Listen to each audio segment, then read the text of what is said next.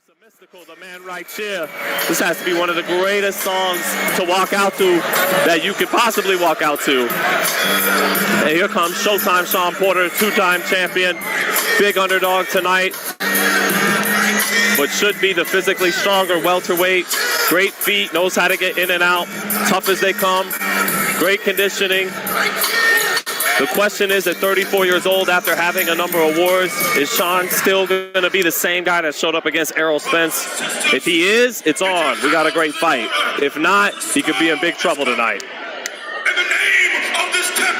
That voice we hear is Big E, the WWE champion.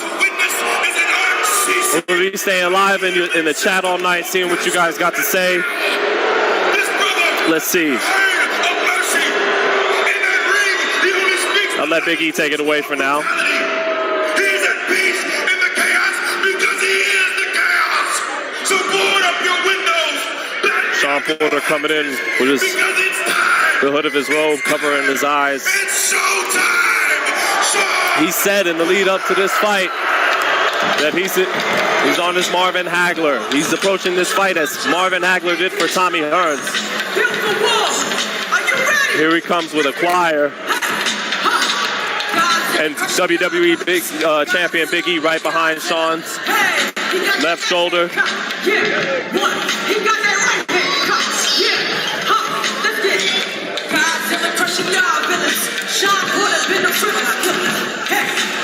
Shawn Porter coming out orange and black, Halloween colors, 3 weeks after Halloween. Man, anybody watching the pay-per-view, if you know this female MC, let me know. I'm not familiar. And here comes the two-division champ, almost in the ring now. Great crowd tonight, guys, at the Mandalay Bay here in Vegas. All 11,500 seats are all sold out for this fight. This is a hardcore boxing fans fight. It's a big fight, not as big as Canelo Plant and Fury Wilder 3, but for hardcore boxing fans, I know a lot of them who are looking forward to this fight more than either of those two fights. And Porter's in the ring now. Bouncing up and down. High jumps from Shawn Porter in the center of the ring. Now in his corner with his father, Kenny Porter, Coach Larry Wade in strength and conditioning, and also a great coach in Barry Hunter in that corner tonight. War written on the back of Team Porter's team clothing wear. Again, that's in reference to Marvelous Marvin Hagler, Shawn's favorite fighter of all time. They both knew each other before the great Marvin Hagler passed. And if Shawn is holding true to saying it's going to be like Hagler Hearns and he's Hagler, that means he's going to try to jump on Crawford early, where Crawford's usually at his worst. Regardless of level of fighter, Terence Crawford has given up the first 2 rounds to a lot of opponents. We'll see if Shawn can try and take advantage of that. Problem is, as you good, smart boxing fans know, during that 2 rounds, man, he's downloading information. He's figuring you out. And maybe nobody makes better adjustments in the whole sport than Terence Crawford. So even if Shawn can have some success early tonight with that game plan, can he sustain it? But you would have to think it's a necessity for Porter.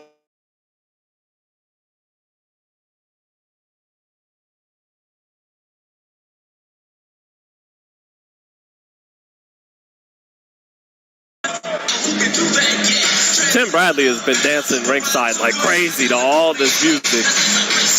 This dude loves his job, man. Tim Bradley might be the best commentator in the game along with Andre Ward. Shawn Porter wants to be that guy, but he's got to be the fighter tonight. And this is just a highlight reel provided by Top Rank. Obviously, Crawford not coming out to bad by LL Cool J. Last fight, he came out to Shaka Khan's Ain't Nobody. That was very cool. Some old 80s, 70s songs, they give you the rhythm for boxing. I think that stuff's probably some of the best stuff to train to in boxing. Listen to that crowd. Listen to that crowd. Omaha is in the building, and they travel. They travel. Every time Terence Crawford has fought in Las Vegas, thousands of people from Omaha have came out. So he gets criticized as a draw by some, but his hometown fans, they do fly and pay for tickets. I was wrong. He sure as hell did come out to LL Cool J bad. Crawford in a white robe, black, trim. Very old school, very serious. The man is mean as hell all week long. In Shawn Porter, you got a nice guy, a guy who was hugging his son on stage for the final presser. In Terence Crawford, you got a guy who left all 5 or 6 of his children at home, just like Tyson Fury did before beating Deontay Wilder, as did Wilder. But Fury made a point in that fight that he didn't keep his wife around him all fight week. It's the mentality, that warrior mentality, that time to be a killer mentality, and that's definitely what Terence is bringing into the ring with him. But, you know, despite Shawn being a really sweet man, a kind man, he's been nothing short of an animal in the ring with ferocity. So we'll see what we got. Ring introductions about to be underway now. Thank you guys so much for tuning in. I'll be giving you the best commentary I can throughout tonight. Might have to call it like the old radio fights, you know. And a hard right hand from the southpaw Crawford. Porter dips below, but he was... Let's enjoy this fight together.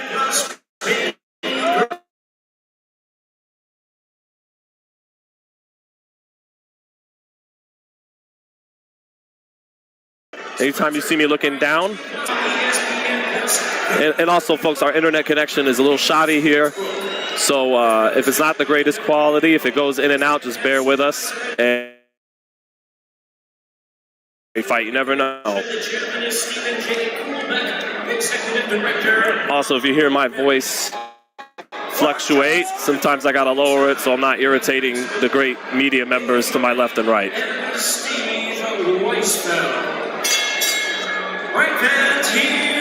So in this fight,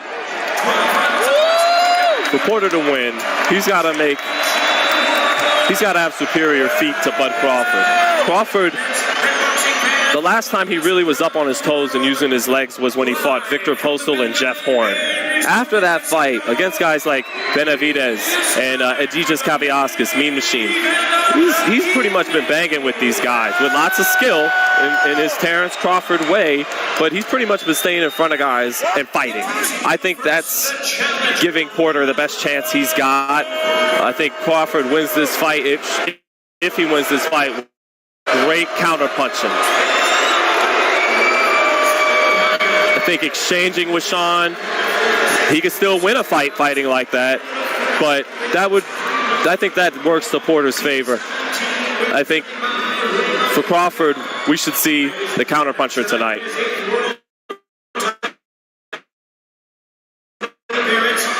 But I suspect he'll try to do everything, as will Shawn. You know, people think Shawn's just some brawler, but he's good, and he knows how to throw off your rhythm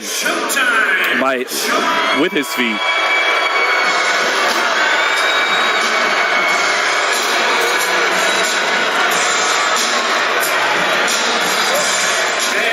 Trying to check this chat.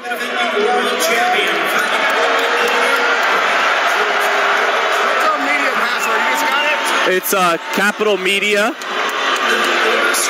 dash Crawford Porter with a capital C for Crawford and a capital P for Porter. Yep. It's my man Radio Raheem. I'm sure you guys know who that is. Great talent, great interviewer. This is a Bud Crawford crowd, and there's definitely some Shawn Porter fans here. He lives here, but there's more Crawford fans.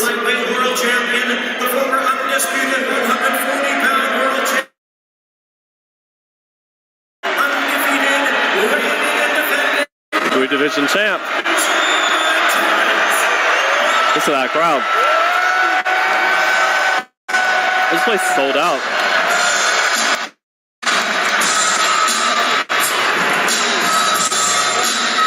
All right, center ring, instructions.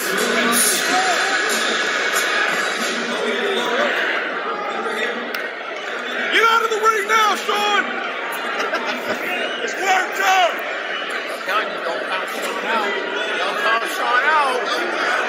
It's weird. Even I get nervous before these big fights, and I'm not fighting. I have nothing to do with it except this. I wonder if some of you other people watching this get that same nervousness before a big fight. Well, Shawn Porter with the high up shorts again, trying to be like Marvin Hagler tonight. Let's see if he comes out like Marvin Hagler.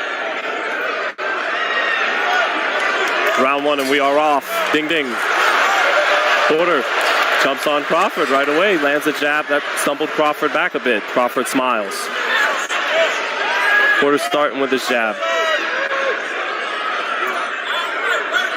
Porter attempts a left hook. It doesn't land, but makes Crawford back straight into the ropes. Porter starting with his feints.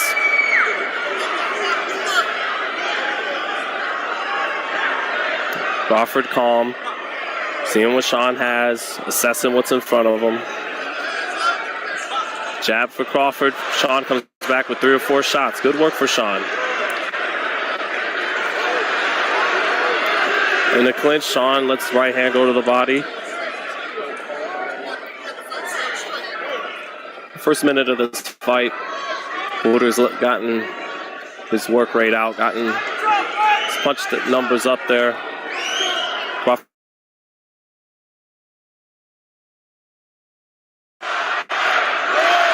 Crawford moving to his left, not up on his toes, stepping over. Little right hand to the body for Porter. Crawford in the corner, clinches him, turns him, spins him around. Almost a minute and a half through this first round. Porter with the advantage early. Crawford just getting warmed up as to be expected.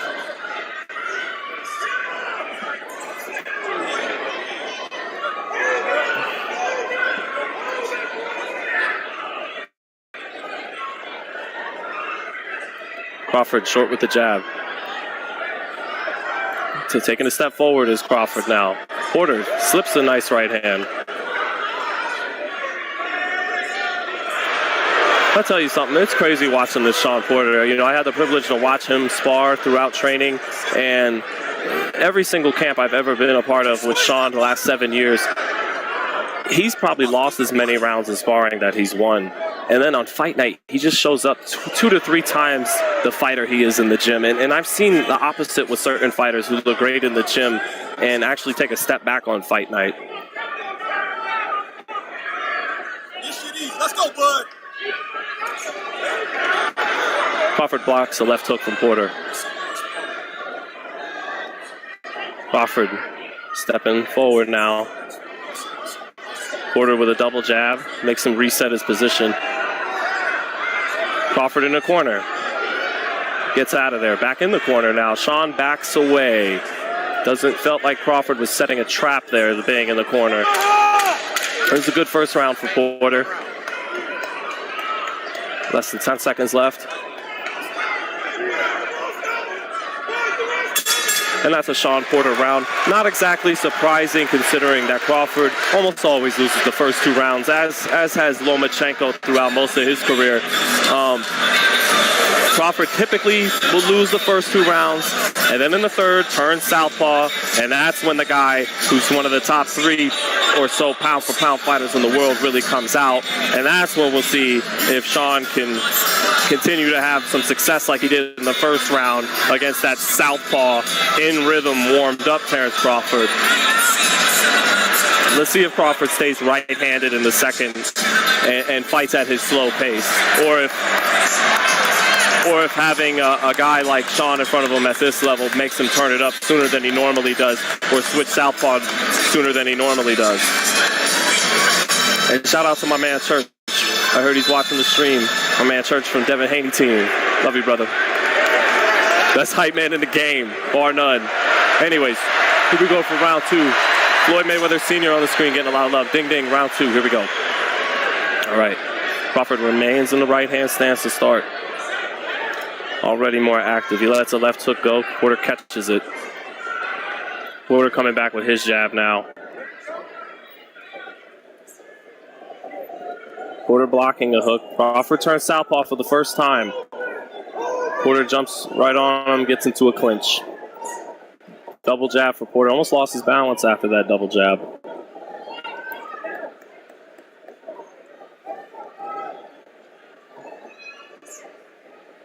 Porter almost got countered by Crawford's a southpaw now. Usually, this doesn't happen till the third round, but he switched earlier tonight. And immediately, he gets an angle, able to counter Shawn with his southpaw right jab as Shawn jumps in with his own jab. Crawford just missed with a check hook as Porter came in with his jab.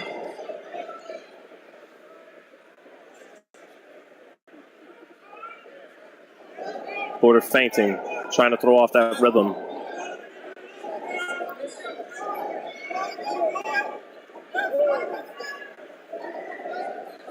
Crawford with a good jab. Right on the... Good shot for Crawford. Shawn with a right hand. Porter lands a right hand. Crawford a little off balance, but it made it look good to the crowd. And that's going to have to be the shot tonight for Shawn. The right hand against the southpaw. Gamboa was able to have success with the right hand, as was Mean Machine and Benavidez. That's the shot that's going to have to really make it happen. If he tries the jab against the southpaw, Crawford will counter that, and he almost just did right now with a check right hook. Crawford's getting good angles on Porter right now. But Porter's winning the round so far with that right hand earlier. Left hook for Porter. The two are exchanging now, and Porter able to get a left hook in. Crawford trying to counter. He counters Porter with a right hook. Good work from both men. Bud trying to stay on top of Shawn, sweep that left hand. And you can see the power from Crawford in both hands.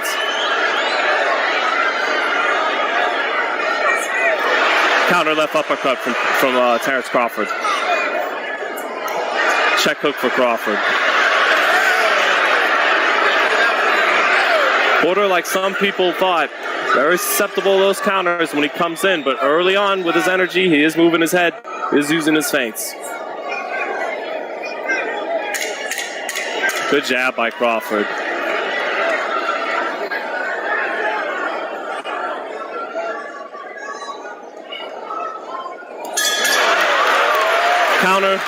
Counter left hand to the body by Crawford at the very end of the second round. That was a good round.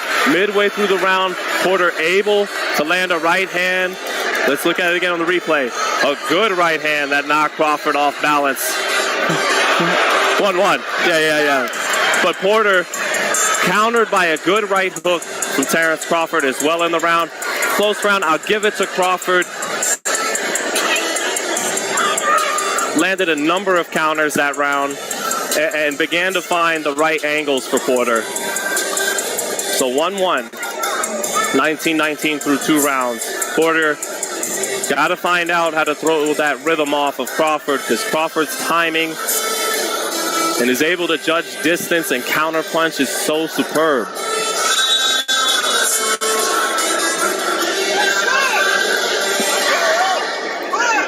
All right, the third round is really where Crawford starts to take off. Once now he's all warmed up. Can Porter keep this fight like it's going now? Or can Crawford begin to already pull away? Just saying that's what he's been known to do once the third round really kicks off.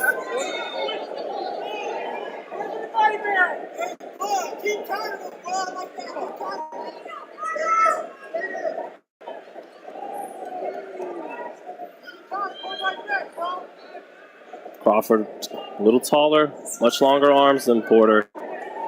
Makes it all the more dangerous when he's trying to cut distance and get shots off. Good footwork from both fighters. Crawford turning Shawn beautifully, but Shawn turning right with him. High-level stuff early, really is.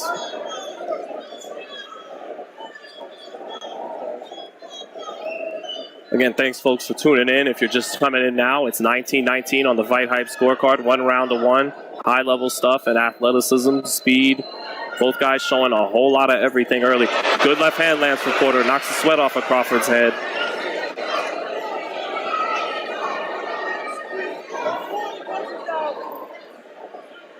Crawford stepping forward to Porter.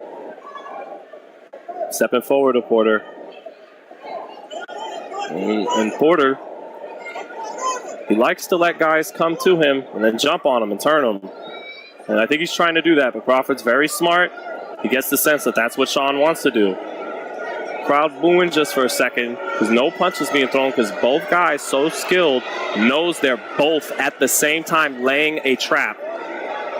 And Porter gets out of the corner, turns Shawn. Again, beautiful, beautiful movement by both guys.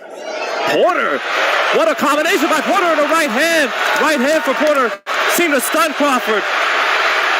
Crawford along the ropes. He's got a clinch. He's smiling, but he's being challenged in the exchanges in a way he just hasn't been really since Benavidez.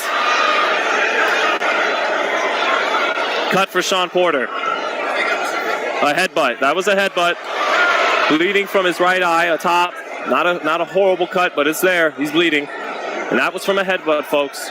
Porter had a great sequence there in that exchange.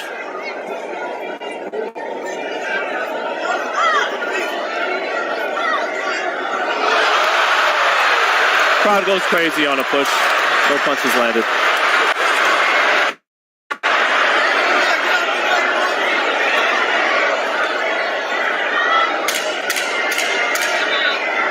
Brown finishing up.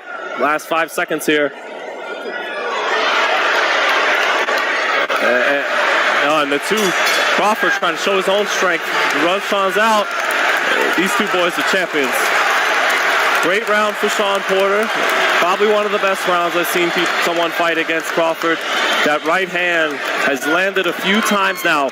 And when Bud said before the fight, he stays in front of Shawn, he's helping Shawn out. And that's what he did that round. And Shawn was able to land that right hand against the southpaw. Look, as great as any fighter is, sometimes certain rules in boxing hold true. The right hand against the southpaw is probably the best shot you got to get going against the southpaw. And Porter's early has been able to do that. 2 rounds to 1 Porter, but Crawford gets better as the fight goes along. He's known for being maybe the best fighter in the world at making adjustments. So if you're a Porter guy, don't get carried away. 2-1 Porter. Well, thank you guys so much for tuning in. I hope you're enjoying the commentary. All right, round 4. Ding, ding. Here we go.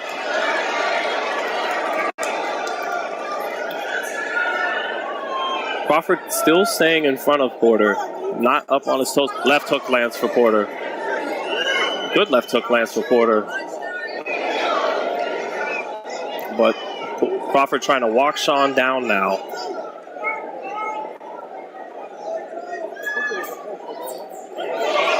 And even as I say, going toe-to-toe gives Shawn a better chance. In Bud's mind, he still might be fine with that because he is, in all likelihood, the bigger puncher. Check right hook lands for Bud right there. Good left hand to the body for Bud Crawford. Porter trying to jump in with shots and ate a nasty left hand in the body. Crawford getting in good work now. Ooh, they both exchange. Crawford with a right hook, Porter with a right hand. Crawford turning it up. Can Porter respond?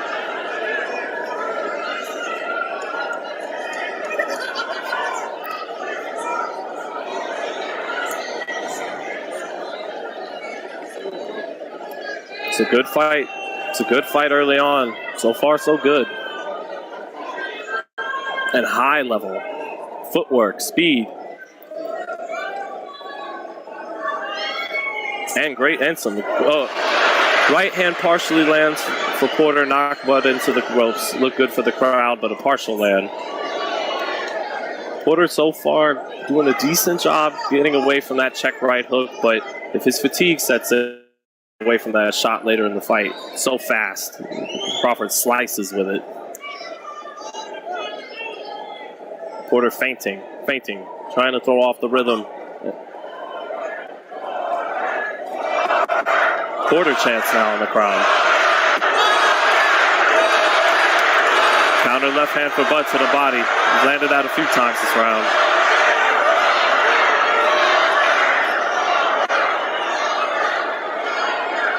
Chess, real high. This is the definition of high-speed chess.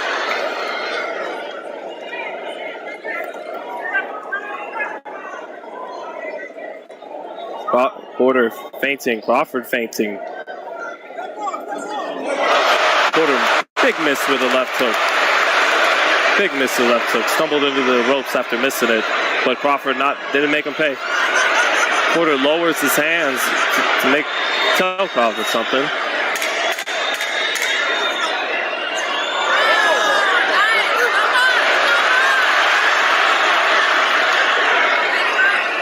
Last seconds here.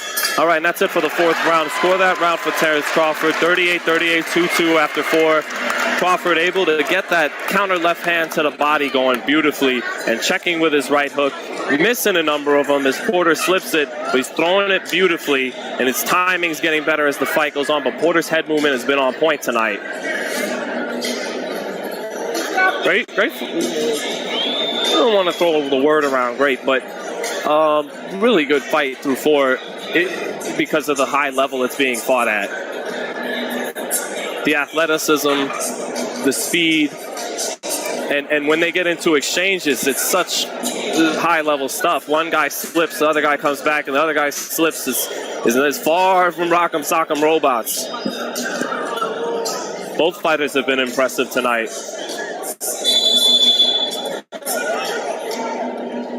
Crawford's legs, not what.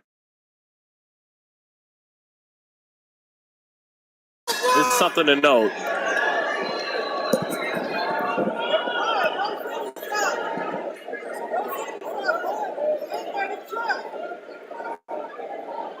All right, round 5. Here we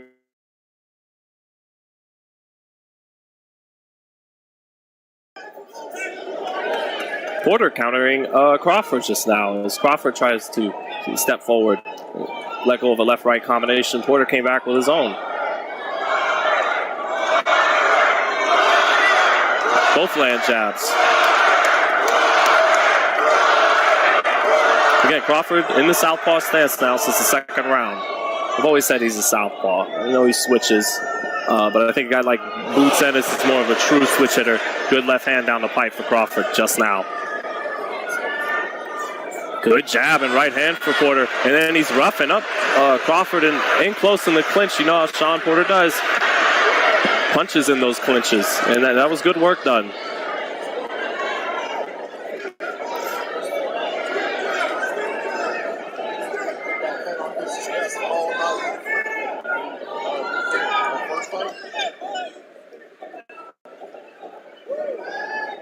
Real chess match with the feet in this fight. 1 minute, Crawford's going forward, cutting the ring off. The next minute, Shawn's cutting the ring off, going forward. Both guys have countered each other in the exchanges. Both guys have had some success with their jab, although both fighters are taking away the jab and landing it at different times. There's so much skill being shown early on in this fight. A little over a minute in the 5th. I think Porter, with that flurry he had in the middle of the clinch, is ahead in this round with a minute left. Good work from Porter. Good work from Porter. Gets caught. Good work from Porter. Porter landing his left hook. Uppercut for Porter. Left hook for Porter. Crawford putting the high guard on, having to withstand this work from Shawn Porter. Crawford's legs not what they once were. Before, he'd have been able to give himself more distance and counter, but with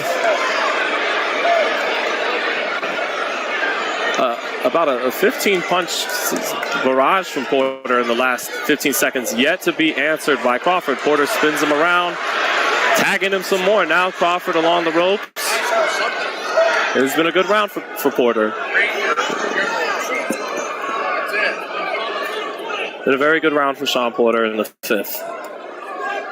But now he needs a breather, and Porter backs away, and Crawford staying on top of him, looking to get some get back in these last 10 seconds or so. Last 10 seconds. Crawford throwing some hard shots.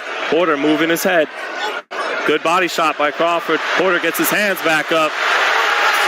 And Crawford tried to come on strong in those last 10 seconds, but Porter wins the 5th. 3 rounds to 2 for Porter. 48-47 Porter. We've seen him come back to his corner now, and he might need a breather in the 6th round. When you're expending as much energy as Shawn is with his in and out movement and his feints and all the different things he does outside of just punching, that gets you tired. That's part of why he fatigued a little bit down the stretch of the Spence fight.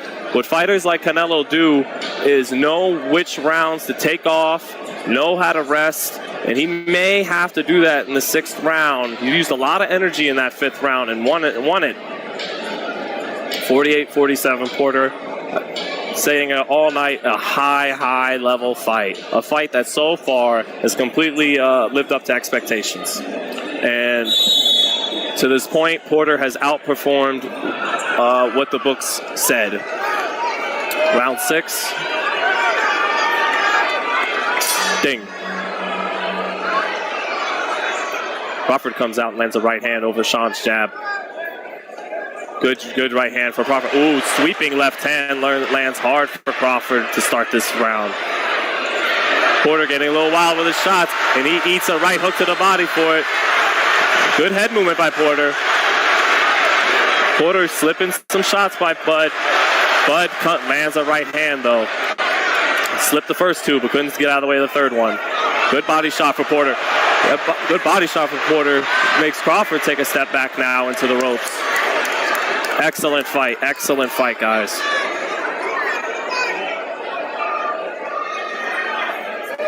And it's Crawford with the advantage early in the 6th. Back and forth. These guys have alternated rounds every round. No one's yet to win 2 rounds in a row.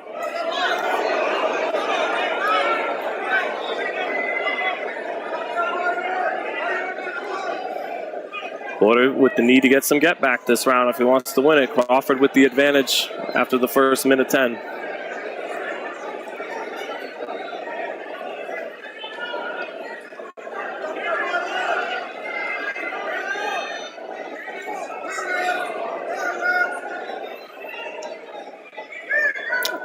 Both fighters feigning. Straight left hand by Crawford. Nice counter shot as Porter came in.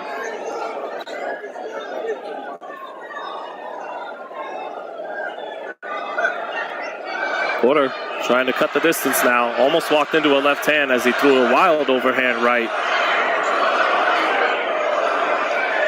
Headbutt,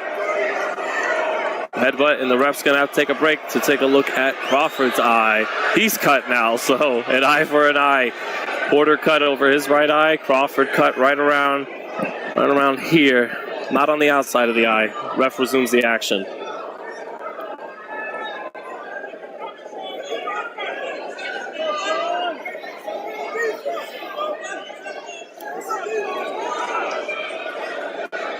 Porter coming in, and Crawford holds his head down. Smart tactic. Guys used to do that to Tyson. Ooh. Crawford runs his hands in combination and lands a hard left uppercut to cap it. Porter staying right on top of him, though. Took the shot extremely well. Porter in the clinch now. Porter getting rough in the clinch. Not getting the clean work in this time like he did in the 5th in that clinch, but got off. Porter in close. Ooh, Crawford walked him into a left hand there on the inside. Porter in his wheelhouse. It's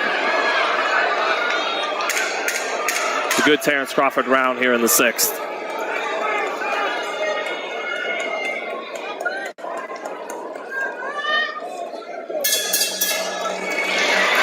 Porter walks down with his head down a little bit, breathing a little heavy, going back to his corner in the 7th. If you guys were listening in the 5th, you could see I thought he probably wasn't going to win the 6th round, and he didn't. 3 rounds to 3, 57-57. No one has yet to win 2 rounds in a row in this fight. Porter got a little more wild, a little more sloppy that round, threw some winging overhand rights. And Crawford staying inside, staying in the kitchen where it's hot, and he got the better of it. B. Porter at his game in the 6th. What a fight so far. I just can't wait for these 60 seconds in between to hurry up so we can keep watching.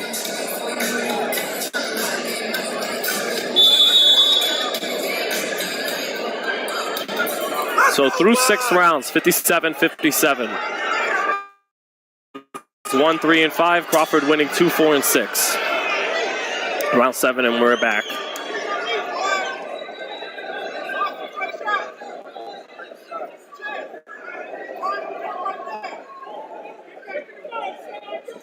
Left hook lands for Crawford, or excuse me, Porter with the lead left hook, but not too much on it. Crawford took it fine.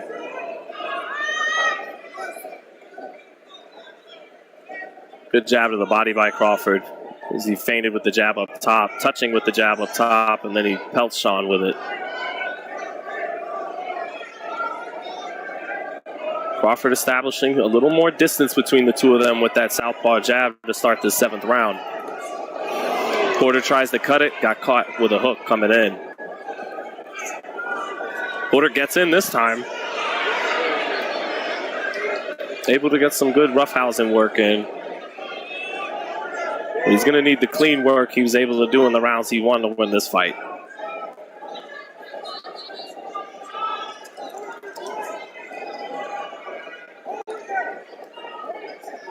Crawford successfully early in the 7th got a little more distance for himself now, but his jab made that happen. And also Porter, if his energy drops, it's harder to do that constant in and out movement and head movement. Good right hand for Porter. Cornered Crawford in the corner, in the blue corner, and was able to hit him with a right hand. Good shot.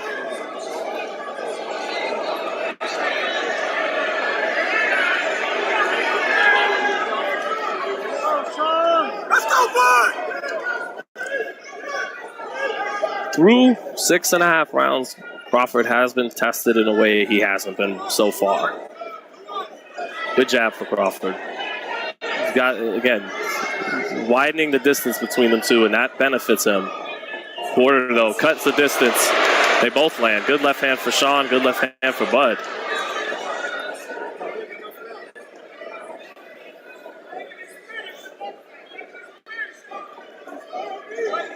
Crawford on top of, or excuse me, Porter going forward now with his hands down as Crawford just walks back. Shawn now on the inside getting good work done, and now this round with 30 seconds left, this is a close 7th round. Porter might even be a little ahead.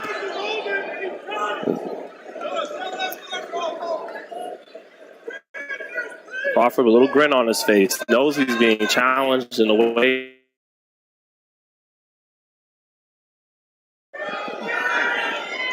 Close round, 10 seconds left. Both guys bouncing up and down. Straight left hand for Crawford.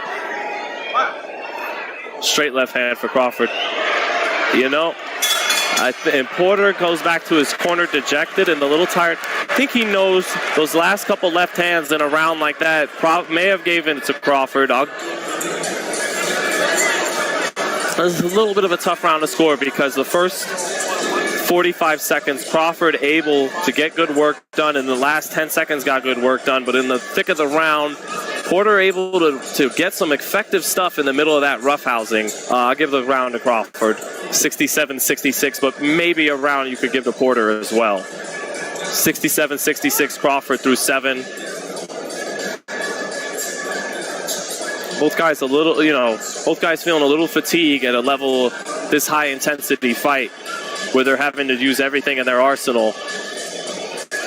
Maybe Porter's a little more fatigued than is Crawford. Hard to say. We'll see in this 8th round. Again, that was a bit of a close 7th round. I gave it to Crawford. Did you score that round for Crawford? The 7th? It was close, right? Okay. So my fellow media member, Miguel Maravilla, feels that, as I do, that was a close round. Ooh, a left-right counter by Bud Crawford. But Porter is just trying to walk right through it and lands his right hand, and they slug in the center of the ring. Check right hook for Crawford. Ooh, check right hook for Crawford. Really knocked the sweat off Porter's head for a minute, but Porter is taking these shots well, really well. And he's not just taking them, he's following up and taking the shot and then closing the distance and getting work off. So competitive stuff in the first 45 seconds. ESPN has Porter up 67-66. I have Crawford, but being my relationship with Shawn, I'm trying to make sure I don't score him any close rounds, really, because I don't, I want to avoid biases here.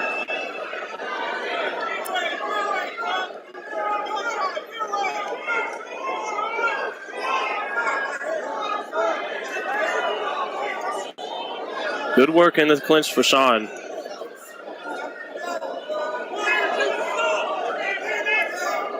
Porter switches southpaw for a second and throws an overhand left.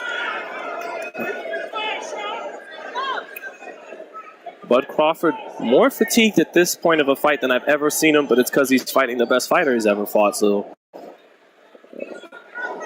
finally a good jab for Crawford, or for Porter. For most of the night, he's been countered when he tries to jump in with his jab. Porter with Crawford on the ropes. Crawford holds. Stopped a rally there for Shawn. Smart move. Clinched before Shawn could get off. Now they're back in the center of the ring. Straight left misses for Crawford. Oh, big right hand lands for Porter. That was a big shot. That was a big shot, and Crawford took it. That was one of the biggest shots I've ever seen Crawford take. What an overhand right. What a chin by Crawford on that shot. Crawford a little. The right hand got his attention. Porter's ahead in the 8th now after that big shot. Man, Crawford showed some chin there. That was a big shot by Porter. And the crowd didn't react. Oh, right hook for Crawford. Left hand to the body for Crawford as Shawn tried to jump in. Good jab for Crawford. I think that pissed him off a little bit. Woke him up even more.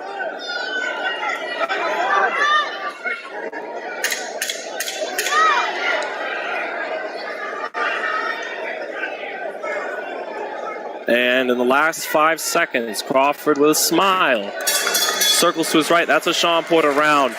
That overhand right hand Porter landed midway through the round was maybe one of the biggest shots I've seen Bud Crawford hit with. I saw Benavidez tag him with right hands ringside in Omaha, but never with that impact that Porter landed with. And the crowd didn't react to it as much as you'd think because he took it so well. That's a Shawn Porter round. And I got this fight all even. 76-76. They have alternated every round. Yeah, 76-70. These guys have alternated rounds. Porter winning 1, 3, 5, and 7. Crawford winning, excuse me. Porter winning on my card 1, 3, 5, and 8. And Bud winning 2, 4, 6, and 7. So I got it all even through 8. This fight has absolutely lived up to expectations in terms of the skill level it's been fought at and the action. This has been a high-speed chess match, absolutely. 9th round now.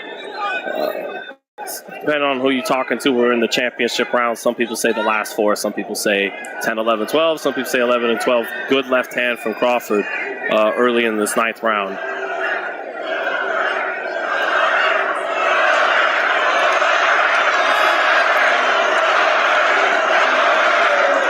Chance from both fighters now. I think both fans have gotten some things to cheer about so far tonight.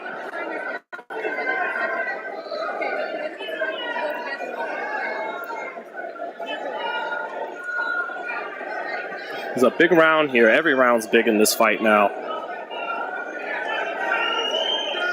Crawford trying to get that distance down. Trying to figure out exactly where Shawn. Oh, big left hook. He couldn't do it that time. He couldn't judge the distance, and Porter able to jump in with a left hook and land it on Crawford. But he overhand right for Crawford, or for Porter, as Crawford tried to walk him down.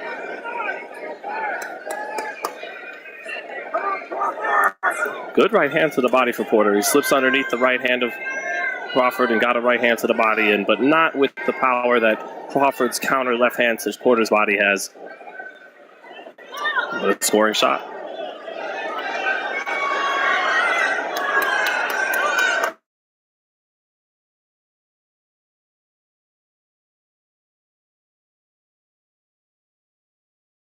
right hook and then turned him in the corner, and then both guys back in the center of the ring.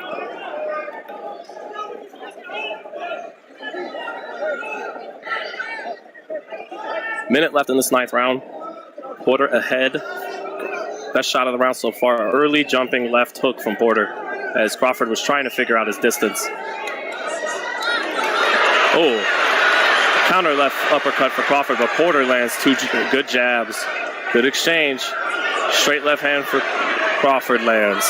Smiles, circles back out to the center of the ring.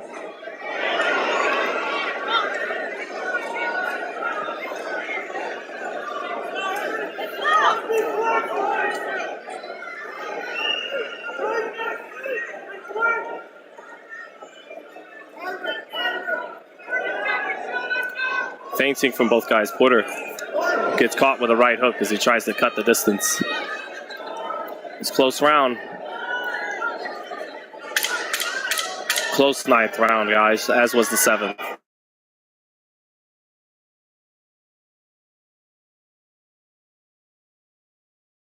Perhaps like the 7th. See, Porter shrugs his glove at the end of the 9th because he knew that was a round on the table.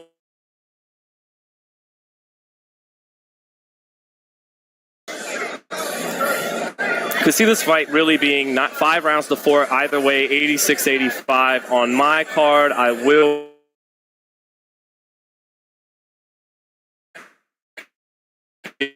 give the point edge to Terence Crawford. 86.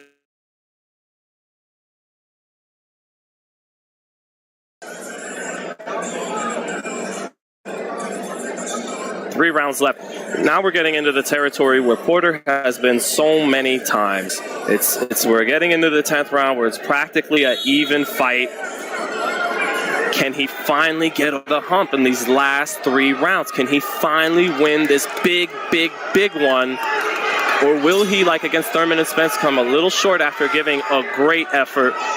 And in terms of the Spence fight, like this fight where a lot of people thought he was going to get knocked out, will he give a great account and still come up short? Or in these last 3 rounds, down goes Porter. Counter left hand from Terence Crawford. Porter opened up with a left hook. Sharp counter left hand drops Porter. And now Crawford in control of the fight with that knockdown here in the 10th. Spence all over again, though this time in the 10th instead of the 11th. Can Crawford finish Porter? Can Crawford finish Porter? Crawford sizing up with that lead hand. Oh, big right hook lands for Crawford. Porter in trouble. Porter in trouble. Porter's in trouble. Porter looks shaky. Yep, he's in trouble. Porter in the corner. Very dangerous for Porter. Right hand lands for Porter, but a right hook back. Down goes Porter again. Porter pounding the canvas with anger. Very angry Shawn Porter. Very angry Shawn Porter. Kenny Porter is throwing in the towel. Kenny Porter is throwing in the towel. It's a TKO 10 for Terence Bud Crawford in a great fight that lived up to the expectations. Porter gave Crawford the best run of his career so far, but Crawford knocks him out or stops him here in the 10th. Great fight. Great performance by both guys. Unfortunately for Shawn Porter, he has his father yelling at him now. Unfortunately for Shawn Porter, he comes up just short once again, but this time by a stoppage. Great fight by both guys. I hope you guys enjoyed this. You stay tuned right now. We will be going live at the post-fight presser when both fighters arrive. We're going to try and get some post-fight reactions now. Thanks for watching, guys. Totally a fight that lived up to Crawford and Porter in the corner now, hugging. Porter so upset with this, but like always gave a great account of himself.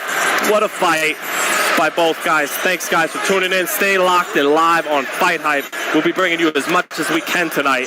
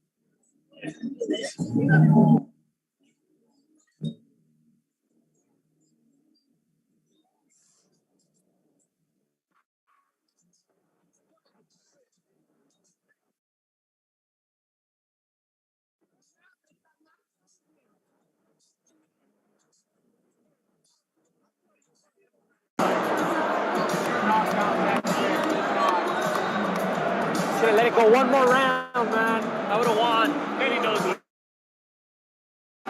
Yeah, he would've.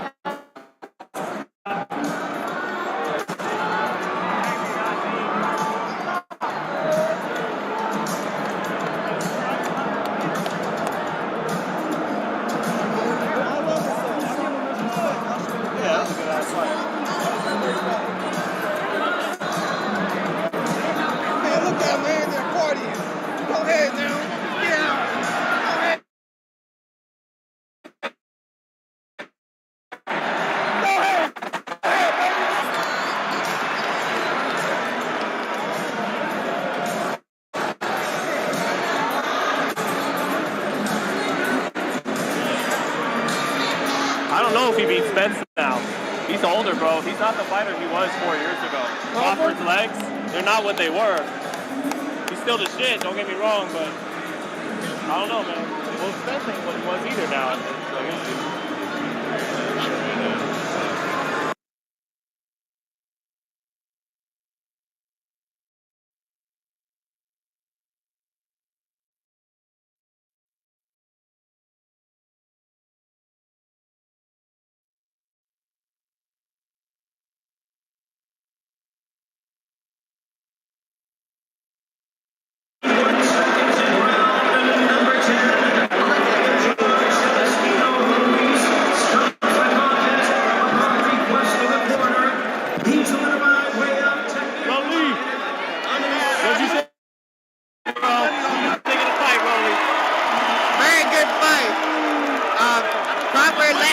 Took some shots and landed some good shots too. And weird stoppage though, really weird stoppage. Yeah. I was a little confused what was going on there. I gotta rewatch that. Did you feel like it was a good stoppage though by his father? Also, It was his father. Yeah, he stopped the fight. Who was the dad?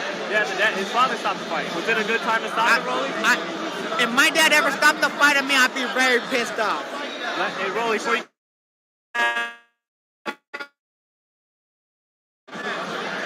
I don't know, I just feel Spence. I think, honestly, I want to see Crawford Ugas. I think Ugas beat Crawford. Why? Porter had a lot of success with the right hand. Right. Ugas clearly. I think Ugas, and then Ugas beat him in the amateurs too. And they try to say you're not a smart fighter. I don't know. I don't see it. Thank you, Rolly.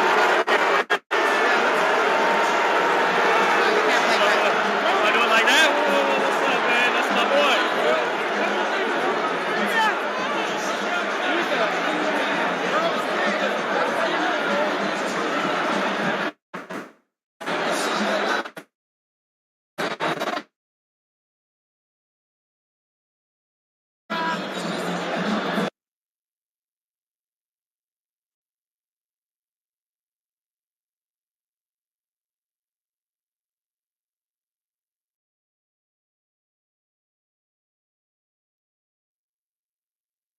Hey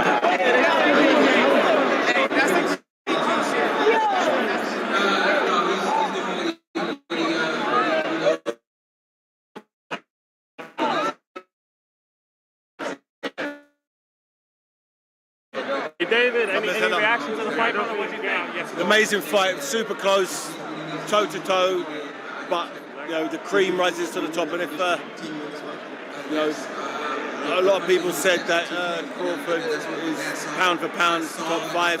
That was a top 5 pound for pound performance against a very, very rock solid Showtime Shawn Porter, who brought the action the whole way up to the stoppage. From what you saw, how would it go with Spence? He got very good chance, very good chance. You know, that current form is very important. Good stop. Was that I think it was good. I think it was going that way. His dad knows him better than anyone else. How did you see the fight up until this? And then make it.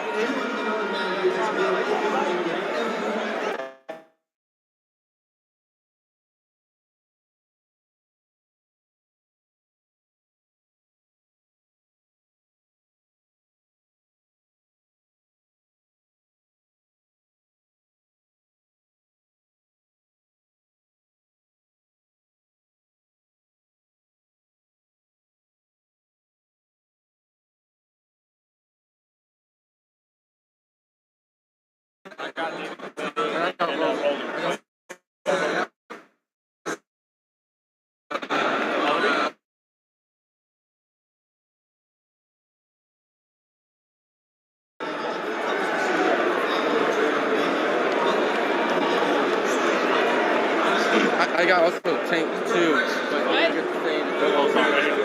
Have you already got it?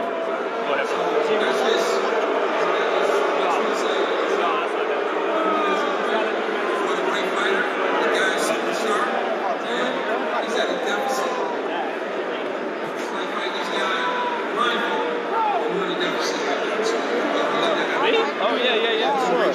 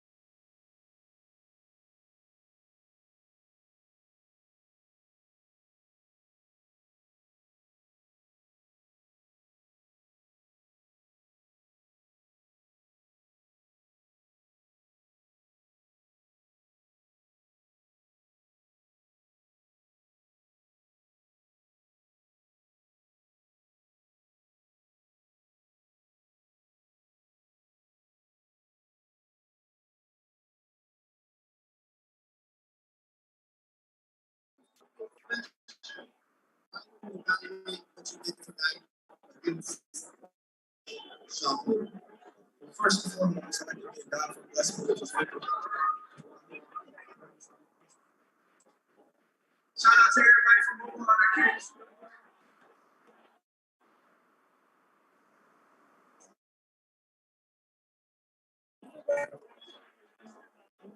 What the beast he said right now. Yeah, that's the side Said it again, I can't say that better. You get in there with everybody. You did what you could. I just want to It was a hard fight. It wasn't easy because no Shawn Porter fights ever easy for the opponent. When did you figure him out?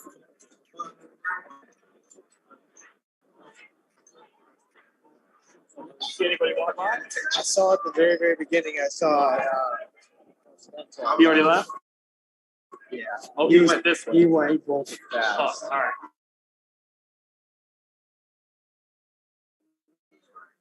Kenny? Oh, yeah. Hey, he did his thing. This is that. Yeah. Oh, Hayes. No, I haven't. Is anyone back? Did you see them? You see, okay, that's your question.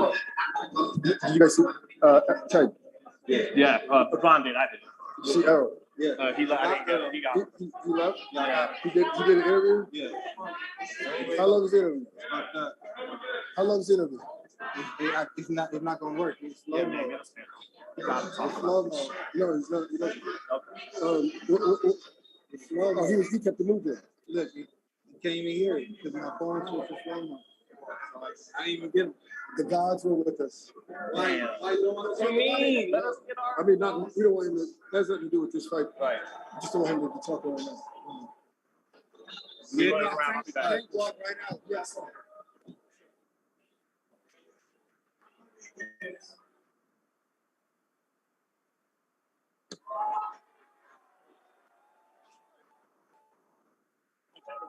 Really quick to start the fight. Sure. Oh, yeah. You're with the WBO IBF champion,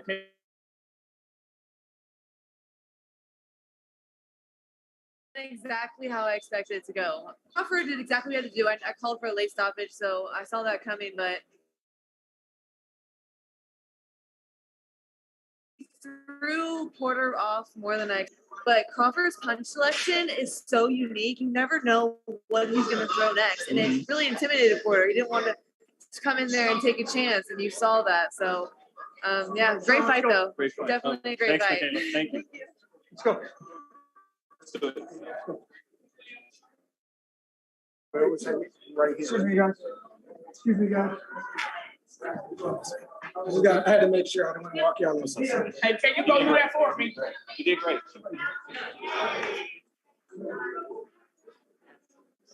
Enjoy.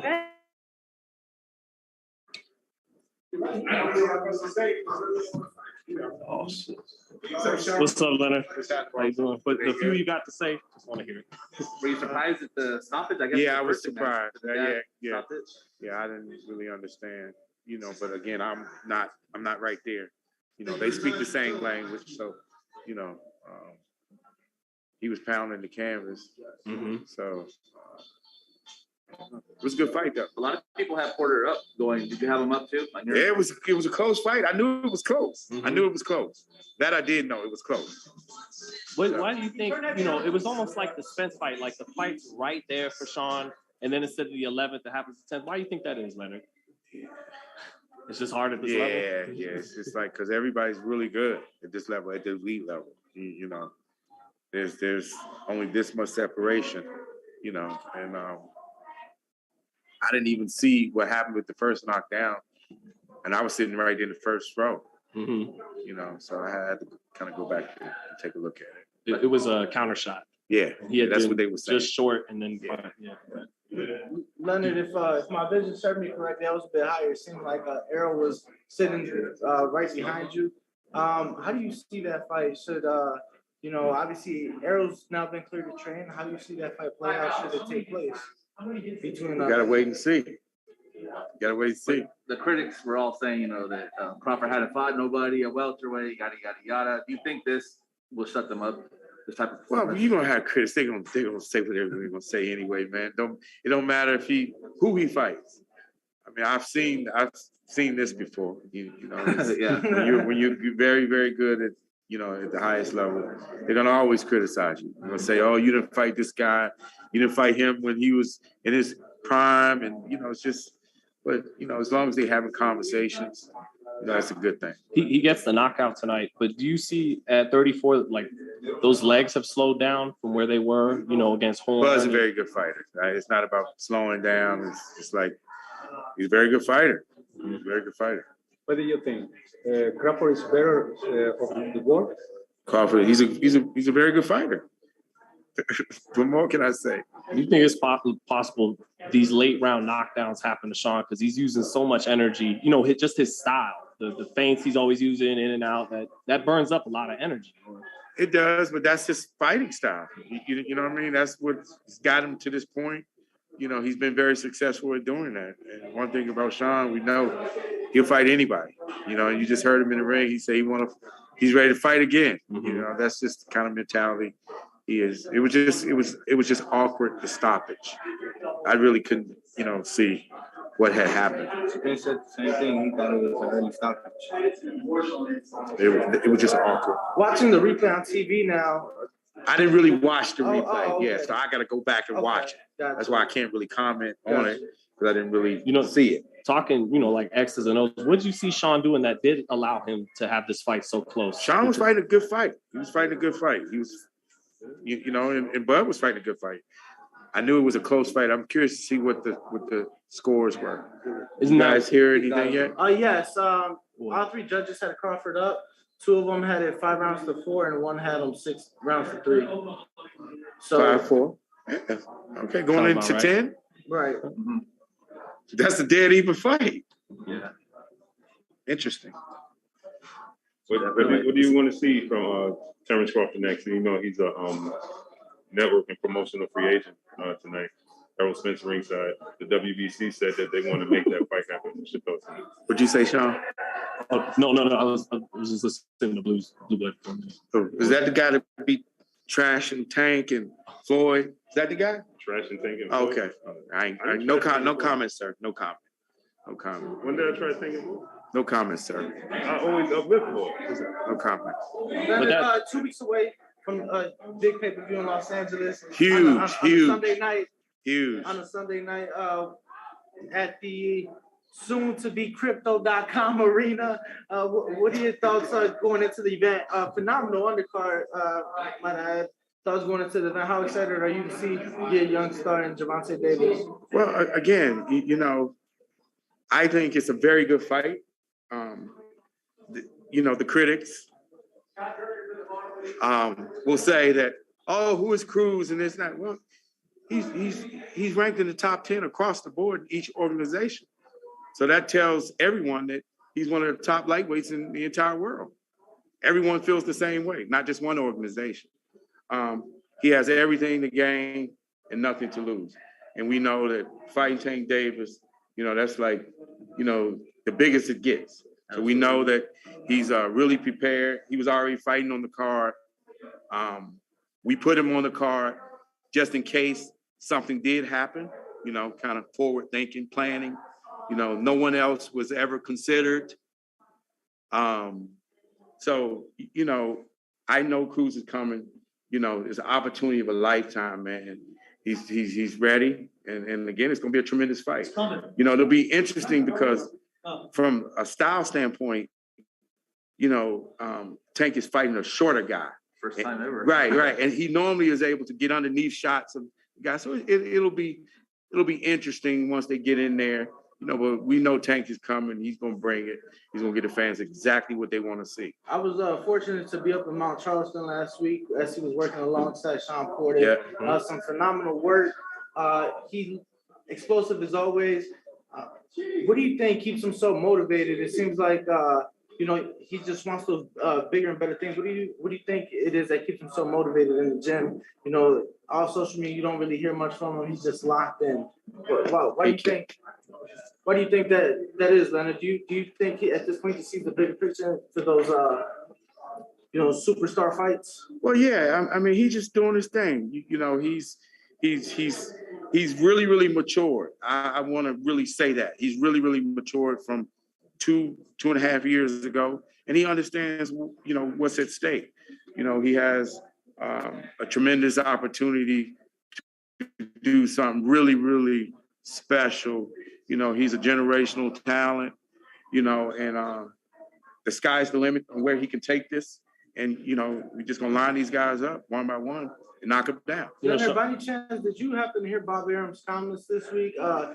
Obviously, with Gervonta fighting December 5th, Loma fighting, Teofimo fighting this upcoming weekend, he said should both fighters be successful, he plans to call either Floyd or Al to make that fight happen.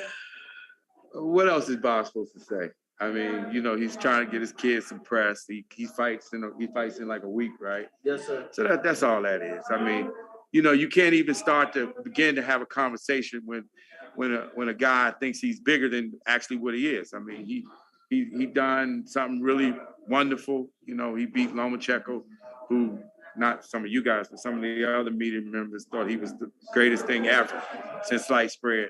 You know, it was a tremendous victory, but that's just only one fight. You know, it's a lot of good competition out there, and everybody just kind of focuses on a couple names, but there's a lot of good fighters in and around those weight classes. You know, just not the quote the 2 or 3 names that they name, and you got to be on point each and every fight. And you see that he continues to talk about things that don't really, instead of focusing on his opponent.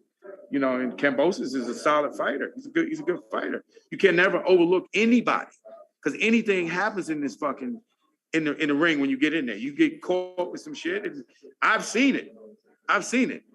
You know, happen to TBE. You know, so all that bullshit when people talk about, oh, this guy and he just gonna blow him out the water. No, man, you got to get in there, and that's why each fighter prepares, and you get in there and you see what happens.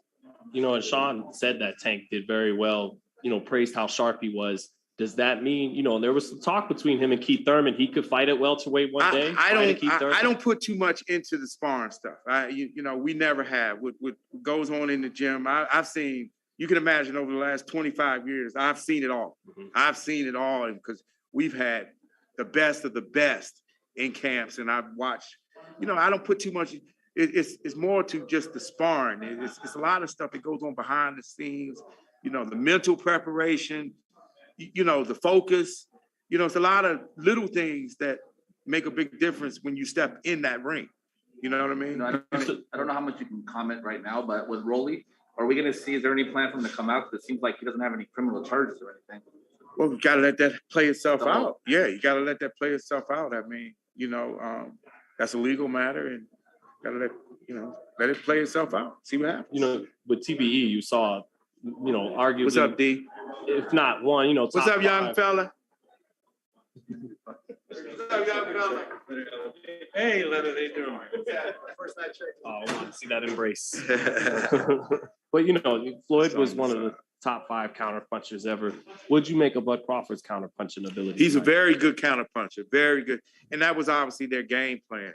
You know, and he didn't have much ring rust at all. He's buzzing, excellent fighter. I've been on record with saying that. You know, he's the real deal. When they talk about high speed chess, though, is this what they were talking about? Yeah. You know, and you have to have the ability to think, like, you know, and they did.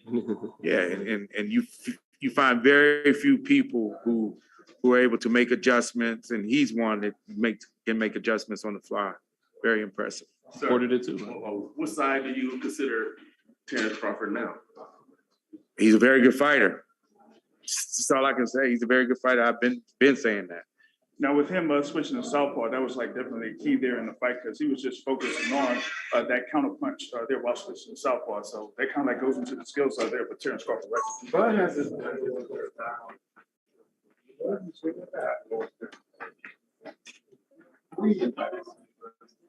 Like Canelo. Yeah. Well, good. Thanks, Bob. Thanks. This is Mohammed Drive for TV Program, sponsored by Everlight. Just seen a brilliant fight between Terence Crawford and Shawn Porter. I'm told by Bob Aaron.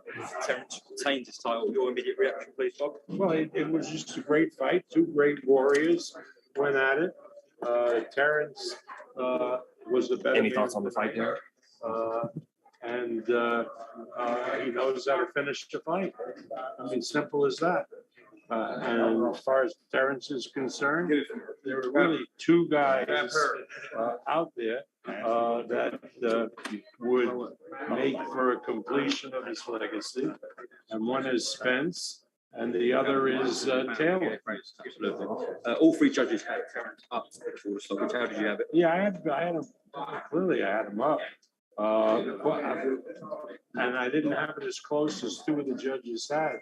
I had Terence up by 3 points. But it's all moot. What did you make of Kenny Porter's decision tonight? What? Kenny Porter's decision to pull the fight off. Or what? No, as in Shawn's dad, he made the decision to pull the fight off. Yeah, the guy, he was knocked down, he was groggy. He was going to get knocked down again.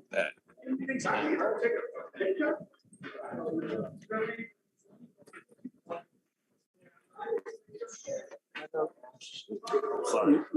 No, I thought it was someone.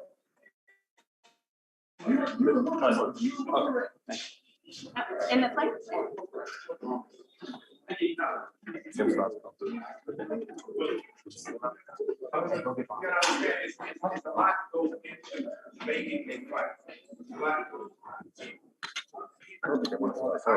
Is it short? Well, I gave it to me. No. I think I saw Bradley ready to walk by. I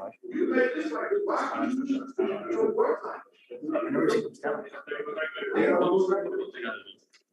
The door. I mean, normally. I know because. Right. Because we find such a long. They probably could have been out. As well as fire. Used to be like 3 of us, 4 of us. And they just do Josh, can we get you for a second, brother? Oh, here he is, the undisputed super lightweight champion of the world, man, Josh Taylor. What'd you think of the fight tonight, Josh? I thought it was brilliant. Great, very closely fought contest. Porter come out and started really sharp and fast. And put on Crawford. Won a few of the first rounds. I had on my head halfway point, and then I stopped scoring it because I was just enjoying the fight. But Crawford started getting his timing, started timing Porter as he was coming in, hitting him with body shots, and Porter definitely fell out a few times, a few of them, and then he got his timing, got the knockdown in his stoppage, which is a massive statement. So yeah, great performance. Based on what you saw tonight, how's it go if you fight Terence Crawford? Obviously, I think I can win the fight, but I'm not here to criticise and stuff. I think that performance was brilliant, and it's Crawford's night, so let him enjoy the fight. Josh, literally about 2 minutes ago, Bob Arum said that he would love to bring yourself and Terence Crawford to the UK. Yeah. Thoughts on that? Yeah, massive fight. It's a huge fight. It's a blockbuster fight. 2 pound for pound fighters dashing it out. So yeah, it would be great, man. I would love to have him. I'd love to have him in Scotland, back in Scotland again, or maybe even back here. So the last one was a bit restricted, so I never got to enjoy the full Vegas and bring my travelling fans and all that stuff. So yeah, either way, it's a great fight. But that was a brilliant performance tonight. I'm surprised his dad stopped the fight there. I thought it was a little bit premature. It probably could have continued. But at the end of the day, he's looking after his son. He doesn't want to see his son getting hurt. Crawford started catching him with good shots, and he hurt him a couple of times and put him down. He probably could have continued, but Kenny's looking after his son and making sure he's not getting hurt. So I think it was the right decision. A little bit premature, but the right decision. Do you see Terence, at 34, great performance tonight. Yeah. First guy to knock out Porter, but do you see his legs slowing down as compared to when he fought Postal and? No, I didn't see any signs of that. I didn't see any signs of that. He was tactics was spot on. So yeah, great performance, man. Josh, why do you feel you beat Terence if you guys do fight? Oh, I'm going to tell you that, am I? I'm going to tell you that. Come on. I'm not asking for the strategy. No, come on. I'm not telling you that. You have to wait and see. Josh, do you feel that could be obviously you have a Catterall fight next, of course. Yeah. But do you feel that could be the fight potentially? After that for you? Potentially, I would never know. I'm not thinking about it at the minute. I'm thinking about my own fight. All you guys keep pushing this fight and stuff. I'm thinking about Jack Catterall. That's what I'm thinking about right now. So we'll see how the fight goes. I believe I'm going to win the fight.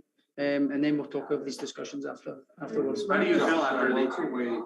Who is the best welterweight right now? I believe Crawford's the best. I've said it for a long time. I believe he's the best in the division. So yeah, he proved that tonight. Why him over Spence? How does the Spence fight go with Terence? I think that's a good one as well, but I can't see past Crawford at the minute. I think he's got the whole package. He's a very clever fighter.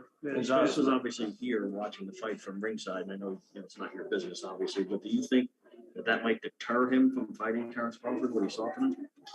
I don't know. If it was me, obviously I would want to fight. You need to ask. What's his name there? You need to ask him to see what he thinks. But yeah, if it was me, obviously I would want to fight. How are you feeling now that you had to pull out of the fight with injuries? Yeah, well, it's coming along. I come over here and saw a specialist, and I'm getting good treatment on it now. Some mostly good news, but some bad news as well. But it's getting better. I'm getting a better training and recovering. So yeah, it's good. What's that? If you don't get a Crawford. I like the Ugas fight as well. I like the Ugas fight too. So I think that would be a great fight as well. All of them, any of them. You know, I think the welterweight division is stacked with great talent. So every fight's a big fight. Saying that you feel that Terence Crawford is the best welterweight, who would you put at two? Ugas or Errol Spence? Probably say Errol Spence, yeah.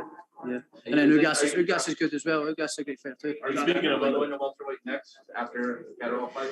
Maybe, possibly. We'll just need to wait and see. You know, maybe we'll just need to wait and see. I don't feel I've got anything left to prove at 140. You know, I've completed it. You know, as I say, I've got all the belts. I've beat everybody. I've beat champion after champion. You know, so it's time to maybe move forward and move up to welterweight. You know, Leonard Ellerby's back there, obviously talking up Gervonta Davis. He's fought at 40. How, obviously, it's probably not realistic because of the business of boxing, but how much would you love to get in there and fight? I'll fight anybody. I'll fight anybody. You know, if everyone's right for me at the time and it's the right circumstances or whatever, and it's what I'm going to do at the time, I'll do it. You know, I'm not scared to fight anybody. You said you beat him to a pulp. Is that how much is it? Yeah, I still believe I would beat him. You know, he's not really fought anyone really. You know, he had a good win against Neil Santa Cruz, but featherweight. You know, so yeah, he's a good fighter. I'm not going to disrespect him either. He's a good fighter, very good. But I just feel I'm better. Too little too. Just maybe a little bit too little. Yeah. They said after that fight, after Tank's last fight, after you were the undisputed 140-pound champion, kind of pretended that who's Josh Taylor, like no one knows Josh Taylor. What do you make of it? They've just been a little bit disrespectful, saying I can't sell tickets and all that. But they know as well as I know it was only because of the restrictions and all that would allow. You know, I couldn't take. I'd have brought thousands over with me. You know, if that was in the MGM and normal times, they'd been almost sold out. Probably would have been sold out. You know, because Ramirez has got massive fan base over here as well, and I've got a massive fan base too. So yeah, it would have sold out. Did you view that kind of as like a cop out in terms of not answering? Yeah, a little bit. You know, just trying to put a little bit. I'm not really fucking bothered, to be honest. You know, he can say what he wants. What do you think about Ramirez fighting at Pedraza? Sorry? Ramirez now is coming back to fight Jose Pedraza. What do you think about that fight? It's a good fight. It's a good fight. You know, both good fighters. Probably Jose might win that. You know, I'd say. But yeah, it's good fight. What's that? Ramirez, yeah. Ramirez, sorry. Is that a guy you're going to be rooting for the rest of your career now? Because you guys had that, you know, great undisputed fight. I'm not rooting for anybody. You know, I'm makes just, you look better if he keeps winning. Yeah, but I'm not rooting for anybody. I wish all the fighters the best. I don't wish anybody any malice or anything. So I wish him all the best. You know, he's a good guy and great champion. So yeah, I wish him all the best. And how do you expect Canelo to do against this McAvoy cruiserweight, Josh? Just curious what you think. How do you expect Canelo to do with McAvoy, a cruiserweight? I think he'll come through that one. You know, he's a dangerous fighter, very very powerful, big puncher. But I feel he's past his best now. Yeah, he's past his best now. You know, so it's a good fight. You know, if he does do it, it's another great achievement. Again, great fighter, but I do obviously feel he's a little bit past his best now. But it'd be a big statement if we could win that as well. What's the best fight out there in your eyes for Canelo? Most competitive, you know, one that give the fans the best fight. Don't know, maybe Berbatov. That'd be a good one. That'd be a really good one. Be a tough one for him as well. Benavidez. Benavidez as well. I think he beats Benavidez, to be honest. I think he beats Benavidez, yeah. Any reason why? No, I just think he's a more complete fighter, you know, and knows what he's doing in there. So yeah, I think he's class. Thanks, Josh. Yeah, no worries. Thanks, guys. And you're looking big, man, for a 140 pound. Yeah, you're looking like a welterweight over here. Yeah, I'm feeling good. Yeah. He's big, strong, fit, healthy. You got the height, mate, so you're good. Yeah, what did you see in what did you see? Right there. Wait.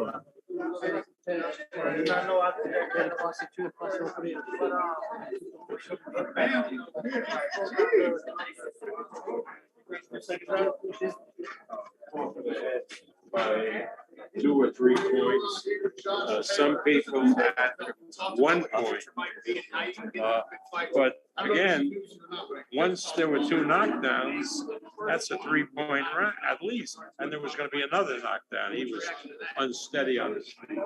What type of statement has tonight sent out from Terence to the rest of the division?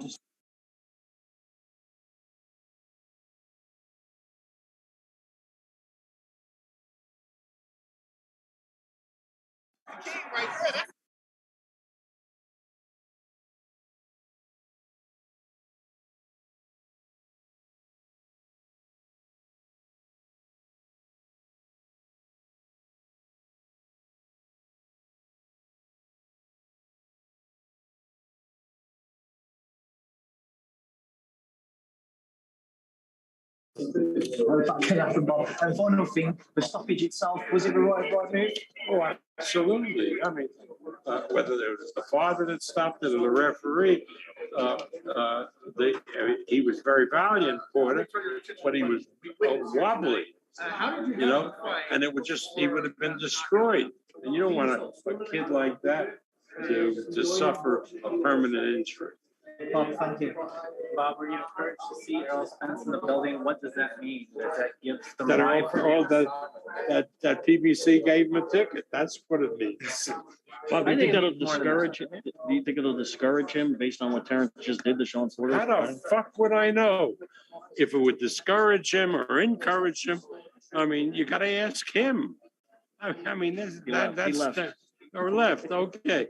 But again, Errol Spence is a good fighter. He's a brave guy. And whether he wants to fight Terence or not, that's up to him and Al. I'll certainly talk to Al about a possible putting them together. It's really, I mean, can you make the case? I think a lot of us can. That's the best fight that the welterweight division should make. Well, no, I think so. The fight I want to see, I would like to see is Terence and Josh Taylor, two of the fighters, one currently and one previously, who were undisputed in their weight class. For so long, I mean, we've talked about it at length. You've struggled with, what Terence can bring in regards to butts and seats, eyes to the TV. He delivered tonight, didn't he? I mean, well, it would seem to me that there was nobody left in Omaha this weekend. That Omaha came here. But Bob, do you believe that fight that Porter and Crawford and Taylor is as lucrative as Spence Crawford? I think it's more because of the UK. And Taylor is huge in the UK. So is Crawford. We can do 70,000 seats and do probably 1.5 million, 2 million pay-per-view and put it at an hour where we could still do pay-per-view over here in the United States. So I haven't penciled it out completely, but I think the most lucrative fight for Terence would be Josh Taylor. I know they just got out of the ring, but can you speak to, how you move forward with Terence here with his contract expiring? That doesn't look. Tommy Hearns was in the ring. I never had a contract with Hearns more than one fight. Never had a contract with Leonard more than one fight. Hagler, maybe 2 fights, but never long-term contract. We never had long-term contract. If somebody comes and offers Terence a deal for a lot more money, he'd be a fool not to take it. But we think we can produce the best fight for him.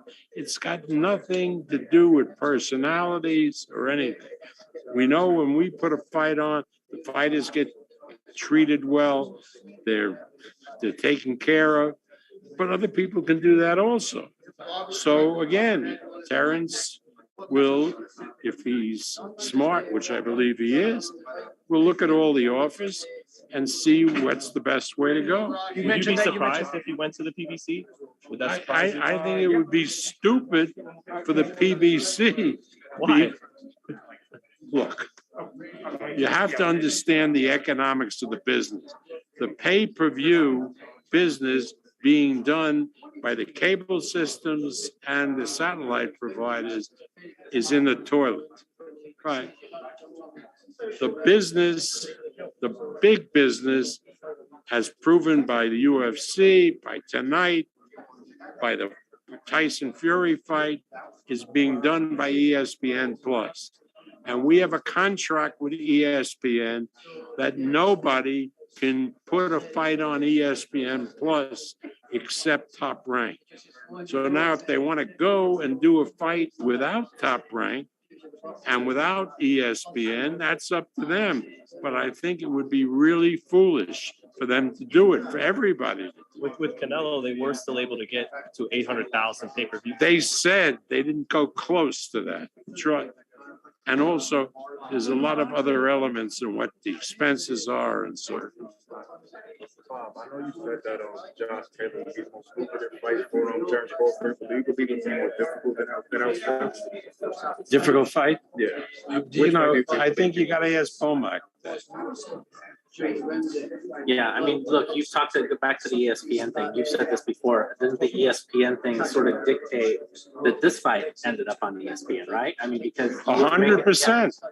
Yeah. 100%. Oh, and also put in important, it was such a good event, and such a good fight that for the next 4 days, anybody wanting to see it can buy it on ESPN Plus at the same price as it was tonight. See, that gives us the flexibility of picking up a lot of additional buys. Where's just, so just talking counter punching, where's Crawford ranked that you've seen? Is he one of the best counter punchers you've seen, Bob? Or? Yeah, he's one of the best fighters around today, but then Tommy gets in the ring, and I'll be talking to Ray tomorrow. I mean, they was a pretty good counter punches and pretty good welterweights. Well, in your head, how did you have the fight going into the semifinals? I had a close, but I had Terence ahead by a couple of points. But again, once there's 2 knockdowns, that really makes it impossible for Porter to win. He's the one who said, like, I'm going to talk after the fight is over. Has there been any conversations about that? Get that. Hey Ben, I won't take you too long. Like I saw you interviewing it. Can I just get you for a couple minutes, brother? Yeah. I was gonna say before. Sorry, John. No, I was just gonna say if you're, or maybe before, also maybe before. I like to sort of just get you in the newspaper and yes, I just want to say yeah. It's good dude. Thank you. It's good dude. Yeah, I can tell. I got the seal of approval from Shawn. Yeah, that means I'm the. That does. Those He's are a the good guy as well. Yeah, no. I'll see you around. I mean, I'm just saying like next time. It's all you. Thank you, brother. Yeah. Newspaper. All right, here with one of the best trainers in the sport, my man Ben Davison. Ben, what did you think of Crawford Porter tonight? I thought it was a fantastic fight. I thought it was a great performance from both guys. I just felt like I was saying to the boys, I felt like it was a matter of time before what happened. As fatigue kicked in, I felt like, to be honest, throughout, if I'm being honest, that Shawn Porter's transitions through distances were quite reckless, and I felt like as fatigue kicked in, it was going to get a little bit slower, a little bit more reckless, more time spent in the ring together. Crawford would adjust to Porter's rhythm, Porter's timing, and as I say, for those reasons, I just felt it was a matter of time before Crawford clipped him coming in, or in between him opening his shoulders for his shots, quite wide with him. And what was my other point? I felt that the stoppage was potentially, probably was slightly premature. However, I fully understand it goes to show Kenny Porter's understanding of the sport and understanding of his own fighter and understanding of his opponent, that it was for exactly the reasons I've just mentioned there. He was proactive rather than reactive, right? And he probably knew how the fight was going to go from there on in. Right, because with 2 knockdowns at that point, Shawn would need a knockout. So it's possible Kenny saved him from being put out, for a 10, right, Ben? For sure, right, for sure. This is what we call high-speed chess tonight, wasn't it? Yeah, definitely. It was a high-tempo fight. I think both guys fully aware of each other's abilities, and that showed in the fight. So it was very back and forth and a very close fought fight. But I just think Crawford's versatility was the difference. And then how would you think of his counter puncher tonight? Is he the best counter puncher in boxing? Extremely good on the counter, but not once did I see Shawn Porter go on the counter. That was the problem. That's why I say that Crawford's versatility was the difference, because he could box orthodox. He made an adjustment to southpaw, straight away the tempo dropped, straight away Porter's attacks had to start from further away. And I feel like that was the difference. And lastly, Ben, with this man right here, how's that fight go? Crawford and your man, Josh Taylor? Josh is desperate for that fight. However, we're fully focused on Jack Catterall, and we can't afford to overlook him. So, thanks, Ben. Yes, it's time to go to the presser. Thanks, brother. I appreciate it. Thank you.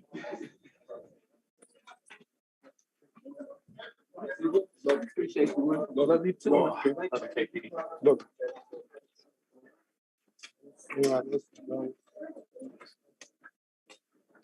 Sit right here if you don't mind. And then Thank you, everybody. If you want to ask a question, please raise your hand, and the folks over here will come give you the mic when ready.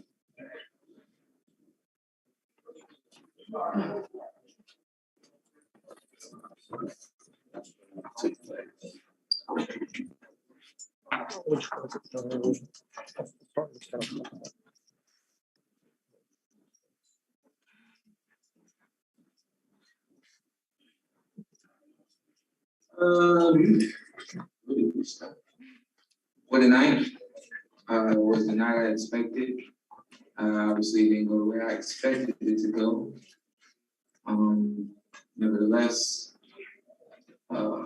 we train, we prepare, we do everything we can do to give y'all everything that we just gave y'all.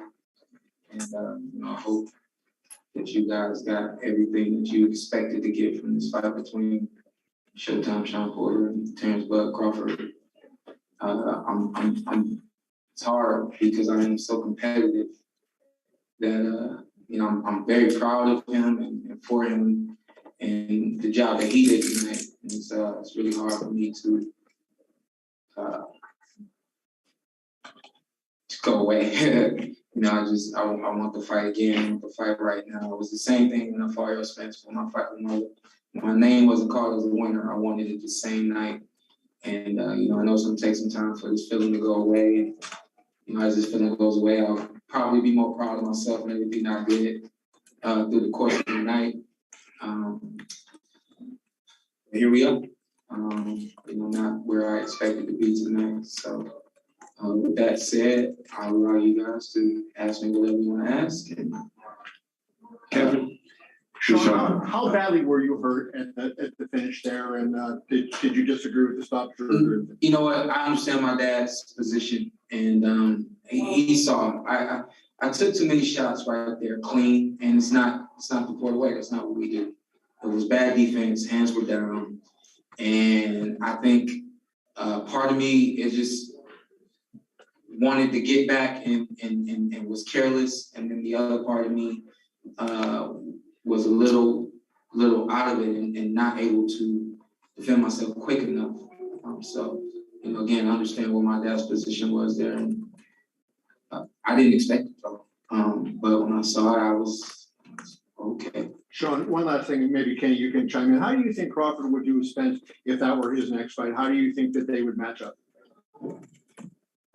You were in there with him. Terence is, everything, you kind of use that word different, and different describes the way somebody is, and you're not really being able to describe exactly what they are. So you say that they're different. And that's exactly what Terence Crawford is to boxing. He's different. It's like you can't really pick up everything that it is that he does. You just know that he does everything more than exceptionally well. I felt like in the fight with Errol Spence Jr. going 12 rounds, I felt like it was not as tough as fighting Terence Crawford. So hopefully that answers that. Kenny, you want to answer that? Shawn, take us through a little bit of the 10th round as you came out. How did you feel you were doing on the scorecards? And just take us through that a little bit. So TC, I wasn't quite sure actually, and I think this is one of the first fights that my dad didn't have the, you're up, you're down. We didn't have any of those conversations. We literally going round by round. My dad did an excellent job in the corner. Gave me some really good instruction and some really good adjustments to make as well. I think my execution was there, but my consistency wasn't there. But through the 10 rounds that we had gone, I really wasn't sure where the score was. There were some rounds that I felt like were definitely mine, and there were some other rounds where I get hit a little bit more than usual against Terence Crawford. So I automatically feel like it's not my round.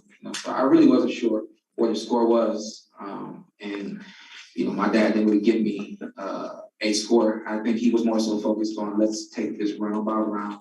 And let's stay focused and let's beat this man. And we didn't get it tonight. Did you feel it was a little bit of a flashback for you to the Spence fight? We same thing, right? 10th round. You know what, I didn't, until, being in the background and someone saying, hey, when did that happen? And I was like, 10th round, the exact same thing, you know what I mean? So, no flashbacks. I did the best I could to stay in the moment and do the best I could in the moment. But, collectively, I spoke with Barry just very shortly in the back room, and we agreed that I didn't get him uncomfortable the way I intended to, and let him find his comfort zone and work in it. And it's just what you cannot do against Terence Crawford. I allowed that tonight. Too much. I allowed that too much. I got two questions, Bob. First of all, you've been with Terence Crawford a very long time. What would you rank this in terms of the difficulty of fight that Terence had tonight, Bob? I looking back on his whole career, I would say this is the most difficult. Okay, I have one more question for you. I saw the highlights. We didn't get to really see the exchange. What were the first words you told your son after you entered the ring? Because you were pretty adamant as the second knockdown happened. I saw you immediately jump up to the ring post that you wanted the fight stopped. So as you got to Shawn, what words were exchanged between you two? That's it. That's it. I said, that's it. We're done. That's it. Did he argue with you at all? No, there was no argument. He was more within himself, mad at himself, not mad at what I was saying to him. Like he was kind of stuck in this, there. As he went down and he, slammed his hands on the canvas, he's pissed at himself, not at me. So, Shawn, over here. In the beginning, he started off fighting conventional, and then you switched to this regular southpaw situation. How did you assess that as you were going into the fight? Were you able to deal with that properly in the beginning? Yeah, well, you know what, we trained basically southpaw for him. We knew that a majority of the fight by him would be fought southpaw, and we know that that's where his comfort zone is as a southpaw. So there were a few times where he switched during the fight. It was no thing. I think we handled that accordingly the way we always do. And the switch really wasn't a problem. I think it was just more so me. I was a little hesitant tonight, and I don't think I kept my foot on the gas pedal.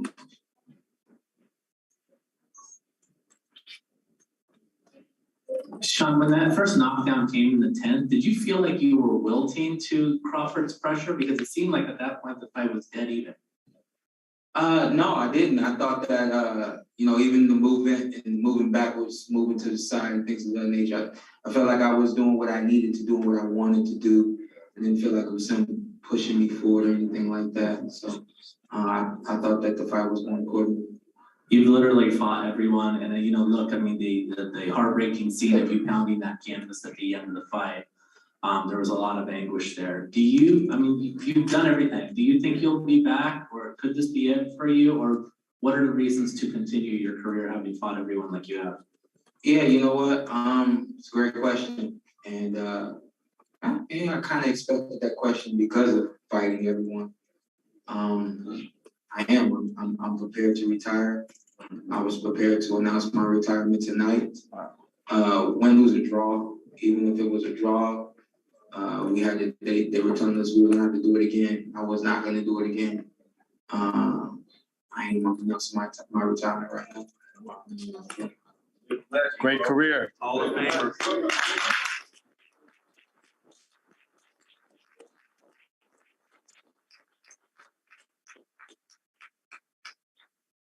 One of the guys I admire in the sport is Andre Ward, and I heard he had him on scorecards.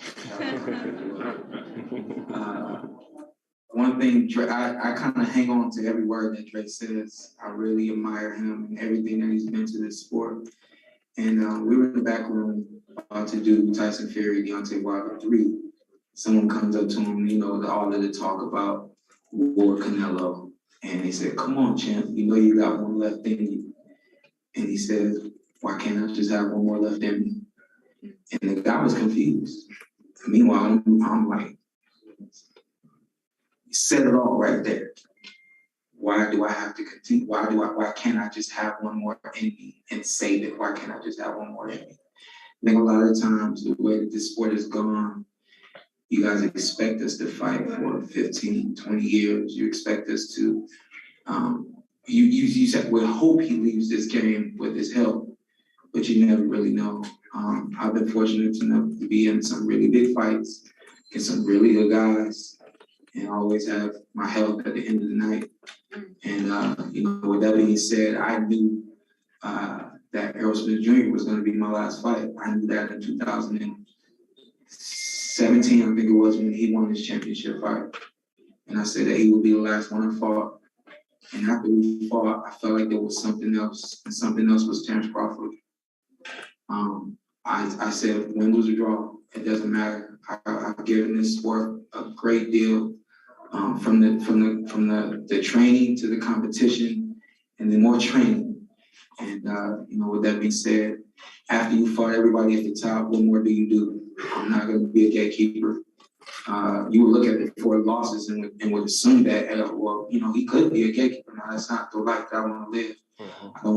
I've never wanted to live the life of a fighter who fought into his 40s. Quiet as it's kept, we wanted to fight when we wanted to end this when we was 30. We talked about that, and 34, and now's the time. Kenny, that being said, did that play in your mind as you made the stoppage, that knowing that this was probably going to be his last fight, you didn't want to? He didn't know, unless he had feelings of his, some sentiments of his own. But this is a conversation we haven't had. When were you planning on telling him? Now. Kenny, also, had there been, I think there's about a minute and a half left in the 10th round. Had there been less time in the round, would you still have stopped it after the second knockdown? I plan on stopping it. Can you hear me? Yeah. I plan on stopping it going into the fight. Already knew this. So. But if there had been less time left in the round, like say, it matter. If I saw what I saw, that was my plan. They can't hear up there. Please go. Okay. Sorry. First of all, everybody loves Shawn. Thank you. You know how hard you work. And the other thing is this. I commend your father for stopping the fight. Most people are criticizing your dad.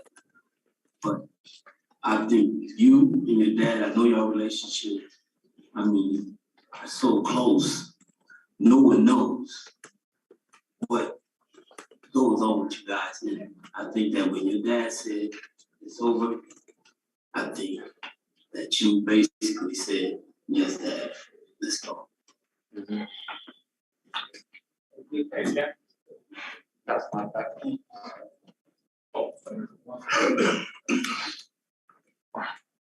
KennyBoxingSkin.com. Kenny, you had mentioned in the ring that you were not pleased with Shawn's preparation for the fight. Can you tell us what you didn't like about it? No knock against Shawn in terms of who he is, but as he mentioned earlier, when he thought that Errol Spence would be the last fight, maybe before he fought him, he thought that. I'm his father. I knew that. So I knew everything that was going to happen with him before it happened. So this was something that was coming, not to be negative towards him, but because I'm his father, I could see these things. Jeff, you can attest to this. I can see it in the training. I can see it in the movements. I can see it in looking at the clock to see how long I got to be here today. I can see it. The most important thing, more important than anything else, and I smiled, not just because it was you, Jeff, but I appreciate what you said, and I smiled. But I smiled because someone said I was criticized. Please criticize me. Go right ahead. I love it. Because at the end of the day, which this is where we at right now, we're at the end. We're at the end. Tomorrow morning, I will be able to look out of my window at his house, right across the street from me. I will be able to play with my little G-Man, those are my grandsons. I will be able to walk my dog over to his house. I will be able to hug my daughter-in-law. And I will be able to love on my son. So we won before we got here. We were already winning. It's just what's expected in the ring But in the biggest part of this picture, when this thing is over with, I'm still his father. He's still my son. Right? And we get to do that part. That's a long life of that. It's a whole bunch of that to go on, So, I just saw things that told me that it was time.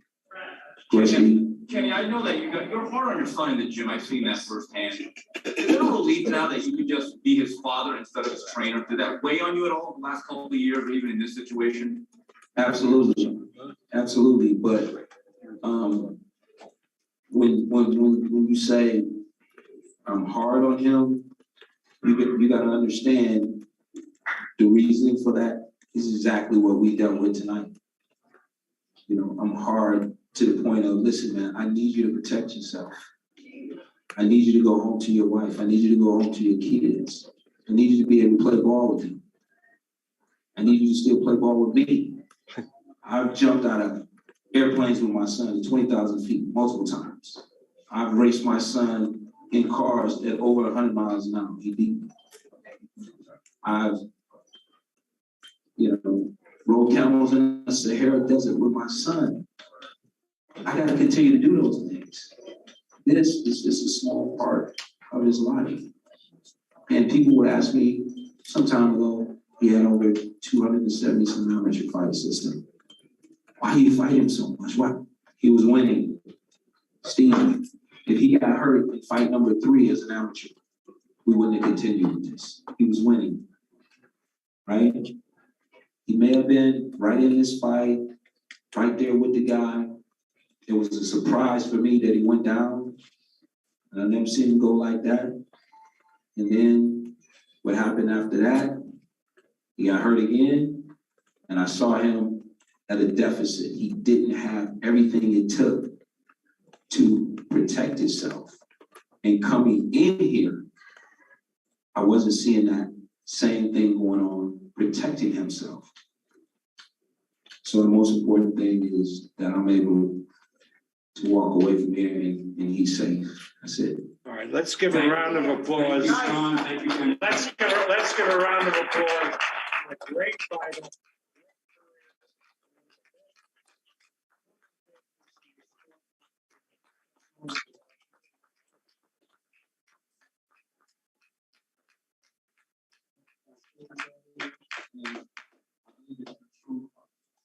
There will be a day, there will be a time on multiple occasions when Shawn and Terence kids actually play together. I want to see that, Terence.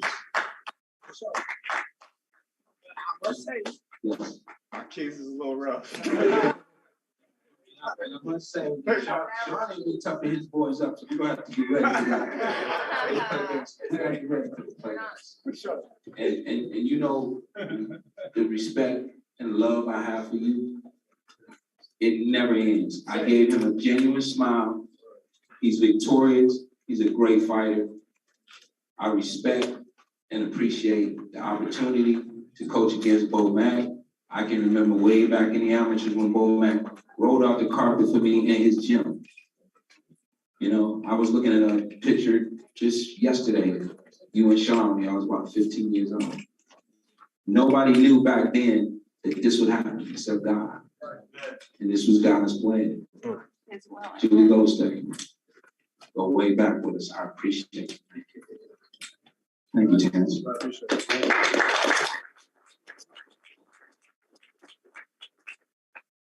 Last thing I'm gonna say is thank you guys. God bless you, and enjoy this man right here, man. He's quite a guy. You already know that. Yeah, congratulations. Man.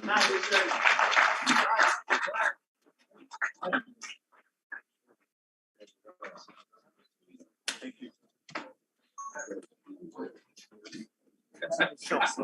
I didn't expect this.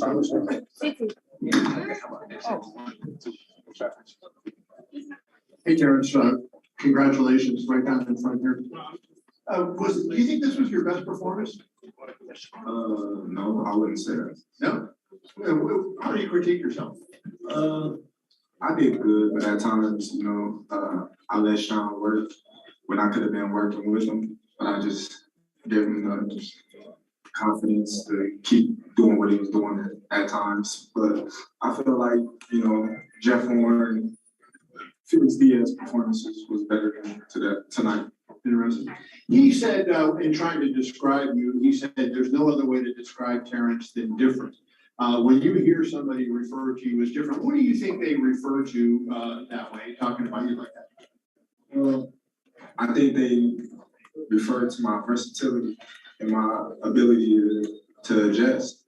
And not only adjust, but adjust in a way where, you know, I take away their strength and, you know, make it their weaknesses. And my last question for you, you know, obviously you're becoming a free agent. Bob said if you know, he would talk to you about individual fight. He mentioned Spence, he mentioned Josh Taylor. Is there any individual fight out there that appeals to you more than others? And secondly, when do you make the decision? How do you kind of go through it and come up with your decision? Well, I'm pretty sure my decision is made already. You know, Bob couldn't secure me the Spence fight when I was with him. So how you gonna secure me the Spence fight when I'm not with him? So, you know, I'm moving forward with my career right now, and I wish everybody the best.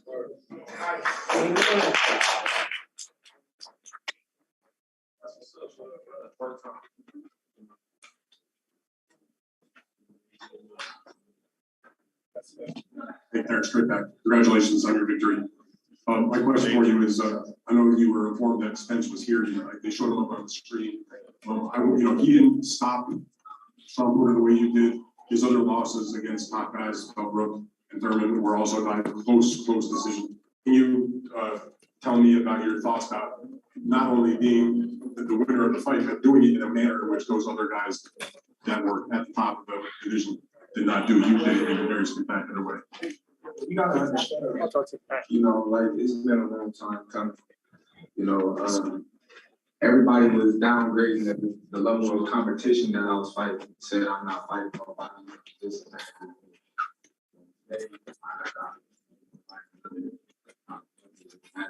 that. You know, and it showed me that was fighting. There wasn't no pushovers. There wasn't no walkovers. Y'all might didn't know them because their name wasn't highly out there like the rest of our names, but they was talented fighters. You know, they was undefeated fighters. They was hungry.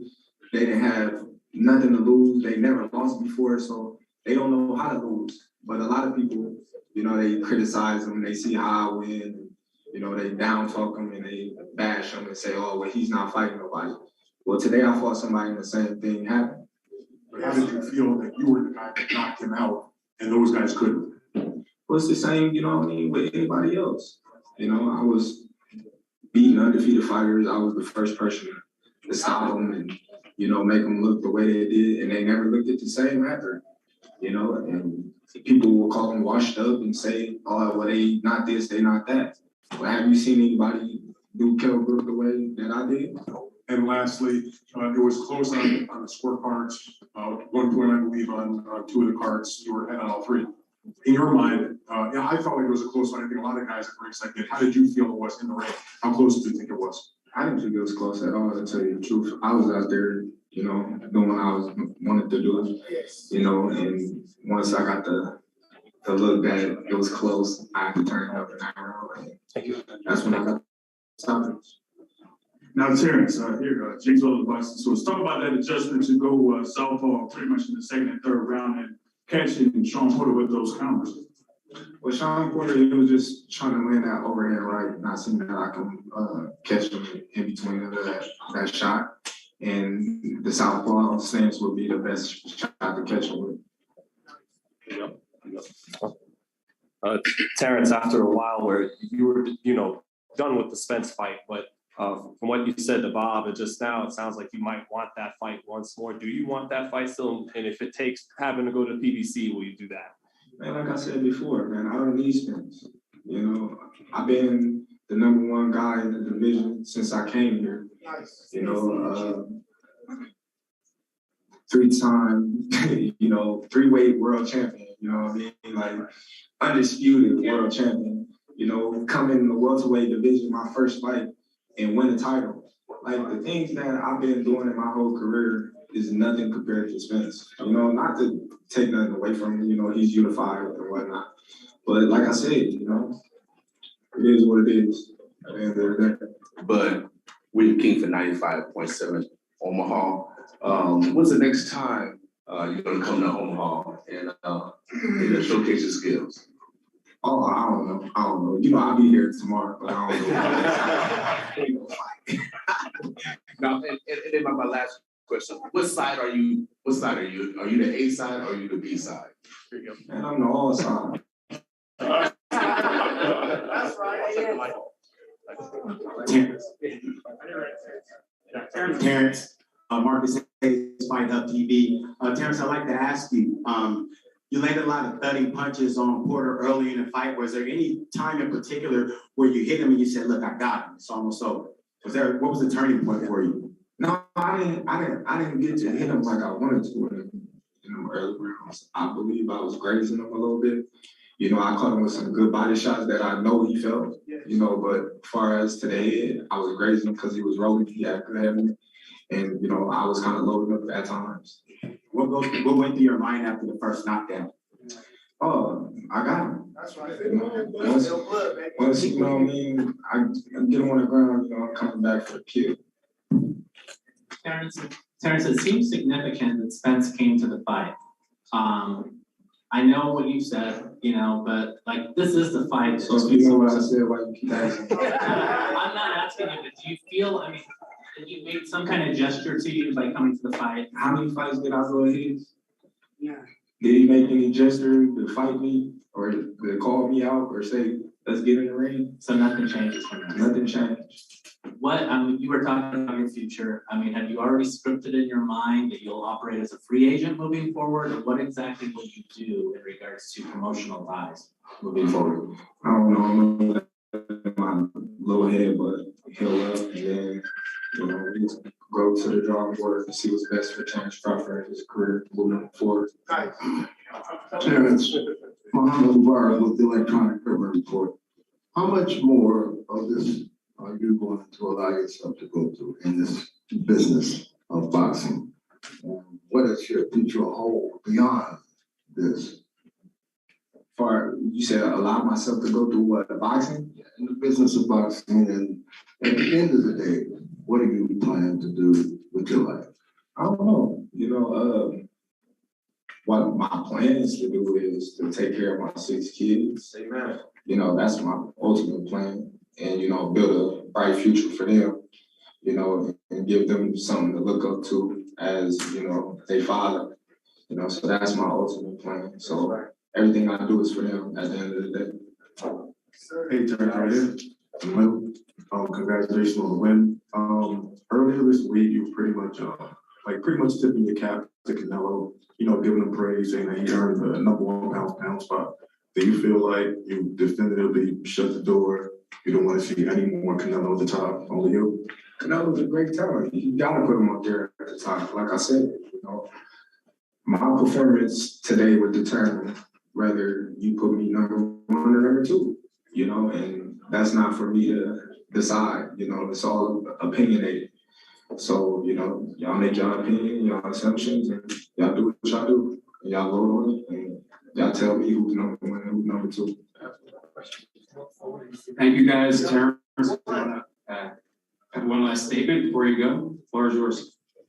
Yeah, let's go, man. Me and Shakur fight for this title. Little belt, you know what I mean? Shout out to my little bro, man. He the next one. I'm telling y'all right now, and I've been telling y'all for years, he gonna be the next undisputed champion of the world. Pound for pound, #1 fighter in the world right here.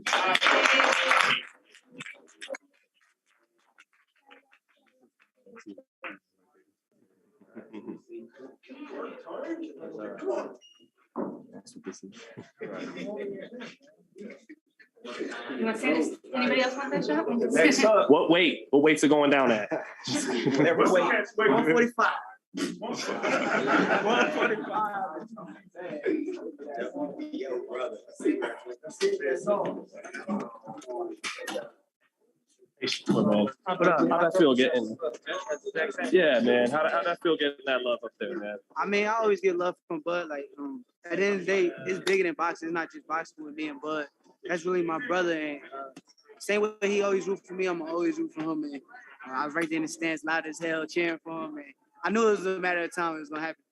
Yeah, what did you make of the fight tonight, man? Can you please break it down how that boxing eye you got saw things, shake out throughout those 10 rounds before he got the stoppage? I think that Shawn is a great fighter. I'm gonna start by saying that I feel like Shawn is a great fighter. I'm a huge fan of Shawn Porter. I heard about his retirement. He had a hell of a career. He gave a lot of people tough fights, and he always competitive. You gotta respect Shawn Porter. But Bud do what he always do. He come here and handle business. He one of the most dedicated fighters in the sport. Outside the ring, he always handles his business. He's not like these other fighters. He stay clean, stay out the way, and you gotta respect Bud Crawford. Did Shawn give him the best fight of his career so far? I mean, yeah, tactical wise, I feel like a lot of people sleep on Shawn IQ, and I feel like his IQ kind of was up there at a high level with Bud, but Bud just was the better fighter and a smarter fighter too. What do you mean by his IQ? Like his movement? You gotta realize, like, with a lot of people, Bud just go in there and do what he want. Shawn had a different style, and he was not trying to like just let him do what he want. He was trying to make him earn every punch. Even when he was jumping, like, it's hard to time Shawn. That Bud had to time him, and he actually timed him perfect after a while. But Shakur, gave him a good put fight. in a lot of rounds. Did you see anything tonight that you haven't seen before? Anything surprised you that you haven't seen? Nah, this normal Bud. I mean, like I said, I work with Bud all the time. That's the reason I am who I am. You gotta realize when you work with the best, you're gonna get better working with people like Bud. But I seen regular Bud. He goes in there, he put in work. He don't take no shortcuts. He handle business, and you gotta respect People Bud. said that he might have to go in his bag. Do you think on that? I mean, that you just answered. Do you think that he went into his bag tonight, or was that just, he did just enough to? I think he just did what he did. I mean, at the end of the day, Porter is a tough fighter. I don't think he had to go in his bag. I think he was boxing beautiful, and it was a matter of time before he actually finally timed Shawn it. When he did it, it happened at the right time. What's the biggest thing you consider to learn from being in the ring with Terence Crawford? Actually, I always say this too. Like, I feel like I learned more from being outside the ring, watching Bud and seeing him outside the ring and when he inside the ring. I just feel like I learned more from that than inside the ring. I learned a lot. I pick up things too, but just seeing how disciplined he is. At the end of the day, he's a disciplined fighter. Like I say, he handle business outside the ring. He go home, hang with his family. He's not partying out here. He's not drinking. He's not smoking. He's a hell of a champion. Like, you got to respect him, and I look up to him, and I'm gonna forever look up to him. Shakur, take us back to the first knockdown. Hold up, y'all got it. Yeah. Take us back to the first knockdown. Emotionally, how'd you feel when you saw him put Porter down for the first time after it kind of being a back and forth battle? I was excited. I knew. I text somebody and I told him Bud about to pick it up on him now. It's a certain point in fights where Bud step up to another level, and if you ain't got it in you to step it up with him, he's gonna take you out of there. And I knew it was about to happen. He just kind of has this mentality where he just rises his level. He goes up and up and up. And we've actually started to see that out of you a little bit. Is that one of the things that you've been learning from him inside and out of the gym? Oh yeah, most definitely. You gotta realize, like I said, if I get in there and stand in there with Bud toe to toe or outthink Bud or whatever, I can handle business with anybody at 130. Nobody at 130, 135, 140 could beat me. I feel like just because I could work with somebody like Bud Crawford, and you get to finally see what he can really do with actual good fighters now. And like I said, you gotta realize Bud is a bad motherfucker. He helped me get better. We're talking about business at 130. You just mentioned it. A couple of days ago, I interviewed Oscar Valdez outside the MGM Grand. And frankly, I let him know what you've been saying about, hey, you can't run anymore. It's time to fight. And he laughed at you and said, go ahead and sign it up, line it up. Let's make the fight. What's your response to Oscar Valdez officially? But then y'all go watch interviews because, I like to sit home. I watch YouTube. Mm-hmm. I see all the interviews. I don't be in there at the fights and all that all the time. So I be with my family. But I still be watching. You hear him say that to you, but then you hear Bob go in the interview and say, well, his team didn't say that. His team said we want to fight Navarrete. They don't want to fight Shakur. And what's the realistic? Who you gonna believe? Valdez saying that in the interview to you, or him and his team going to Bob Arum and saying we want to fight Navarrete? Why would he want to fight Navarrete when I've been the fight that he's been talking about since his last fight? What do you think? Actually, matter of fact, he called me out. mirrors? He called me out when he fought Bachello. He got out the ring. He said, "Oh, I want to fight Shakur Stevenson," and now he's talking about fighting Navarrete. They looking forward to Navarrete. They don't want to. What do you think of Bob kind of pivoting to the Loma fight? Are you cool with that, or you're not? Cool with whatever. I heard him say Lomachenko. I heard him say Teofimo. I mean, at the end of the day, send me the contract. We're gonna sit there. We're gonna read the contract, and I don't deny no fees. Even if it's at 35, just Hey, listen here. We'll see. I'll sit down and talk with my team about it. But me personally, I don't care. I'm down with whatever. Maybe that's what's happening to Valdez. Long as it make money, it makes sense. Maybe that's what's happening to Valdez with his. Maybe he does want to fight, but it's the team. No. It's two different things. You know, as a fighter, like I done say his name several times. I done went to Bob and everybody. I done told them I want to fight Valdez. As a fighter, you know when somebody actually wants to fight. Like that's two different things. And plus, it makes big money. Me and Valdez makes a big money fight. We're a big fight. A bunch of Mexicans versus young black fighter. That's a superstar fight. That's a fight that could turn me to a superstar, could turn him to a superstar. Why not do it? Break down your fight. Break down the fight with Valdez. How would that go? The two questions at the same time. I don't know who the. Yeah.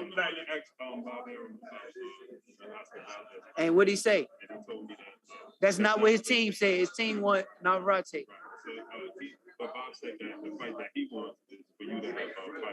Lomachenko. But I heard him also say in a different interview that he want to see me fight Teofimo. So I mean, at the end of the day, whoever he brings to the table, I'm down for whatever. Now, at this point, are you kind of, I mean, shoot, all these names are getting linked with yours. I feel like, are you kind of like, man, it's finally happening. All these guys are finally talking about me. My name's been put in these, mentioned with these guys. Nah, because I've been knew what I was. Like, I realized when I came out the Olympics, I was ahead of Tio. Like, Tio just jumped up and got a fight with Lomachenko, and they kind of like start trying to put him ahead of me. But at the end of the day, I feel like it ain't no surprise to me. Like, I know where I'm supposed to be at. I know where I'm going to end up at.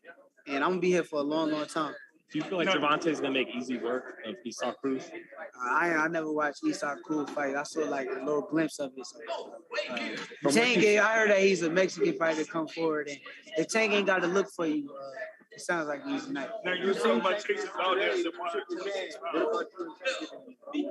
I've been saying, man, Tank gonna be the fight. Like, I feel like how they talking about Bud and Spence, how they talking about Bud and Spence. I think me and Tank gonna be that kind of fight. I respect Tank. I ain't got nothing bad to say about Tank. I see him and I look at the elite fighter and I know he see me and see the same thing. So it's gonna be a hell of a fight one day. It might be me and Devin too. Devin can fight, yo. People be sleeping on Devin. Devin can fight too, man. Like I said, there's a lot of good fights later on down the line. I feel like we bringing the sport of boxing back. Like, I feel like it's a new era. When Sugar Ray Leonard and Marvin Hagler and all those fighters was doing it, I feel like this the new era, new generation of doing it now. What you think about Blue Tank? Oh, he a bad motherfucker. Who's been a bad motherfucker? Like, I've been talking about Jerron Ennis.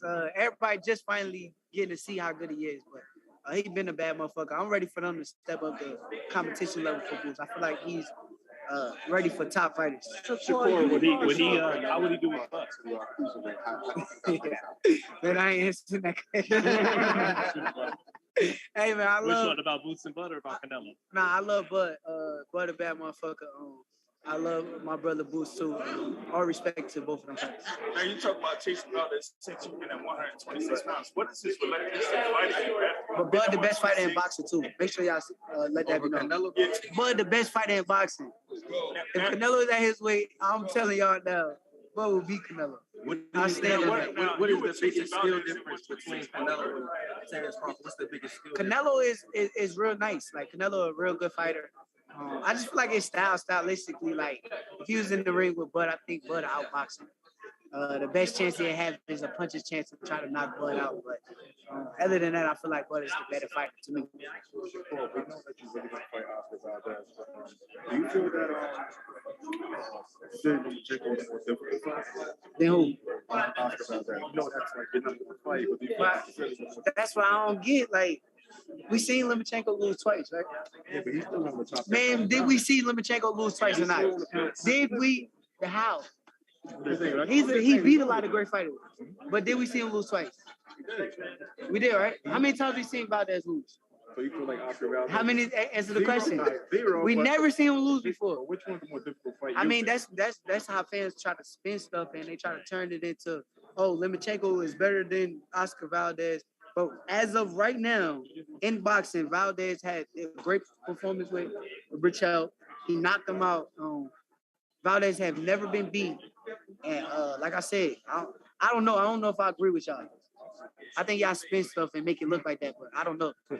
We saw him get in the ring with Teofimo. He looked kind of scared. Right. Shakur, gotta ask. I mean, it's been years now.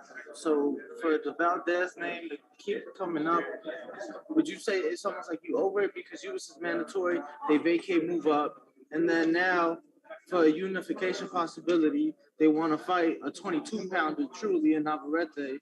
I know he's big at ass 26. 22 Yeah, no, but I'm saying he was just at 22, 2-3 fights ago. Is it almost like you over it? Tell me when you want to be. I'll get you out here. Now, at the end of the day, you gotta realize who could be over making millions of dollars. Why would I be over a fight with Valdez when we could make so much money in a big fight? It's a big money fight on the best versus the best. Valdez never lost. I never lost. We in the. I'm reaching the prime of my career. He's in the prime of his career. I'm not over it. I don't know about y'all. I'm not over it. What about you and Gary Russell? I definitely would fight Gary Russell. Gary Russell's still at 26. He fight once a year.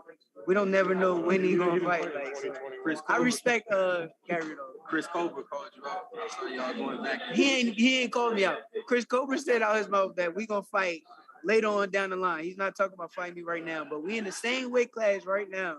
And why not fight me right now? You want to fight? I do. But I'm saying, why not fight me right now? Why talk about fighting me later on down the line? What y'all think? Come on now. Use y'all brain. You know, we fight in Jersey. We not fighting you. I'm the drug. Yeah, who is Chris Cobra? No, I hear you, but this is first time about to fight for a world title. You want to see at the Garden, then you can't ignore it. We fighting in Jersey. He comes to Jersey. Shakur, what are your thoughts? He comes to Jersey. Shakur, what are your thoughts on Canelo moving up to cruiserweight? Canelo, bad motherfucker. Canelo is the second best fighter in boxing to me. Is he gonna put hands on McAloo? I've never seen that dude fight. I don't even know that dude. I've never heard of him. Sign. Is there an honest you want to see Canelo fight? Who is the biggest threat to Canelo? I want to see him fight Benavidez. I seen Benavidez. Benavidez is a bad motherfucker. With the praise you gave Canelo and Crawford, and Errol being the big fight for Crawford, where do you think Errol ranks amongst them, and how do you think Errol measures up against Crawford after tonight? I think Errol is definitely top 3-4 pound for pound. Errol is a bad motherfucker too. I ain't taking nothing away from Errol. Errol had that car accident, so it stopped his fight with Pacquiao, and I can't wait to see him and Bud fight. I'm a fan, and I would love to be right there watching that fight and take my notes. What's Shawn Porter retiring? That's the decision him and his dad made. I think it's the decision. He said he never talked. Oh, he never talked to his dad? Okay, so yeah, I guess that's the decision he made. I mean, he the fighter. He feel when he feel like enough is enough. I'm a fighter too, and I know that if I stop loving the sport or I start having love for the sport, I stop doing it too. It's pointless doing it if you don't love it. And just talk about why Benavidez. Your grandfather being recognized by the New Jersey Hall of Fame. That's the best coach in boxing. My grandfather, to me personally, is the best coach in boxing. I feel like he's like a master. Like he sit there, he watch stuff, and he put 2 and 2 together, and he kind of creates, a fighter like me. And I feel like my grandfather deserves every bit of everything that he gets. And he got a lot more to come. Shakur just back. If not asking about the question for who would be the number one fighter that you want to pursue right now, if not it don't matter who. At the end of the day, I ain't gonna keep saying all these names, and nobody really want to fight me. I see it whenever they send the paperwork over, and Bob Aaron contact me and ask me, "Oh, do you want to fight this person?" And I'm gonna say yes. So I see it then. And just back to Benavidez. Get a chance to talk to Kanye West, who really brought the stars out in Atlanta. Yeah, it was kind of brief. It was kind of brief. He came in my locker room and he had wished me luck, but it was brief. You know, I was locked in, so I ain't really pay too much mind to it. But I would love to actually get to speak to him and get some knowledge from Did Ye. Michael B. Jordan say anything to you? Michael B. Jordan always reach out to me. He DM me all the time. I had his number before. Michael B. Jordan, we from the same city, so he's a big fan. And I got great respect for Michael B. Jordan. I got to ask this question. Andre Ward, everybody speculates that he could possibly come back, fight Canelo Alvarez. What you think about that fight? He will beat Canelo. I think that's the only fight on the planet at that weight class that can beat Canelo right now. Well, not counting Benavidez out. He's a real good fighter. You think you're going to need a tune-up though? Yeah, but I don't think Dre actually gonna come back. I don't know about that rumor. I don't know how true that is. Why do you think he would have beat him though? Let's say we had the Dre for that far Kovalev. I think that the boxing IQ.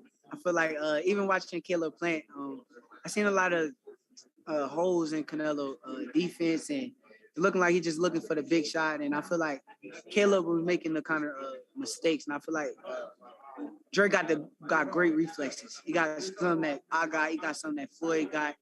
We got reflexes that's going to keep us away from them big shots. And I feel like Dre got that in. I think that Canelo can't box with it. And why do you think Benavidez, along with Dre, is the toughest fight for Canelo? Man, Benavidez is tough. I watched his fight. I said, oh my God. I mean, he don't got no respect for nobody. That's what you got. That's what I see when I see Benavidez. Look like he don't got no respect for no fighter. He's not going in there filling you out. He's going in there to dominate. He's going in there to beat you up. And I respect Benavidez. And last one for me, man, just Haney Diaz, can I please get your breakdown? Oh, nah, you ain't getting no breakdown from me. I love both them fighters. Oh, okay. I got love and respect for JoJo. I got love and respect for Devin. And I'm just watching as a fan of a great fight. Anything you expect, not picking a winner, but anything you expect to play out in the fight, this or that? I think they both going to come out sharp. I think they both got fast hands and they're going to try to come out sharp. Devin probably a little bit faster than JoJo, but JoJo got quick hands too. So. And Devin's bigger too. Tough coming up at 26, right? Yeah, but it's a southpaw too, so southpaws. Anything can happen. It's gonna be a good fight. Thanks, Shakur. Yeah. Shakur, I would really love to know.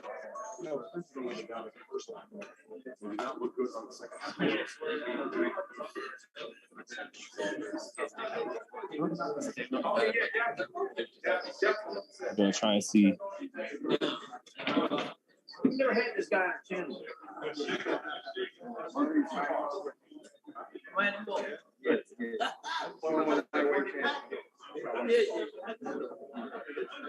I know. You don't know. Now,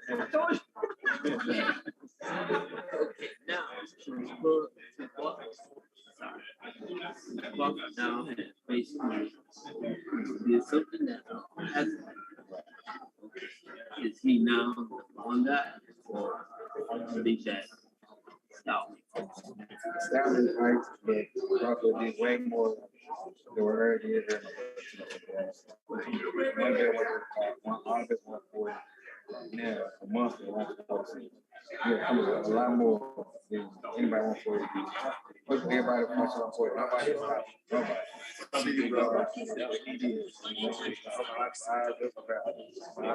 want to see keep on saying Whereas he too smart. He can't do that. He ain't got the power. He can't push jump for the best. He did. No, what you want to say? So a little bit, yeah. Everything his dad says is going to something. Remember, I'm there looking at his camera. So I know exactly what it's We know this guy won't beat BC. That's a good fight, man. But I always Spencer's that other fighter, naturally bigger. But I don't know. There's just something. Something about Crawford. Someone just like about you, Jeff? I mean,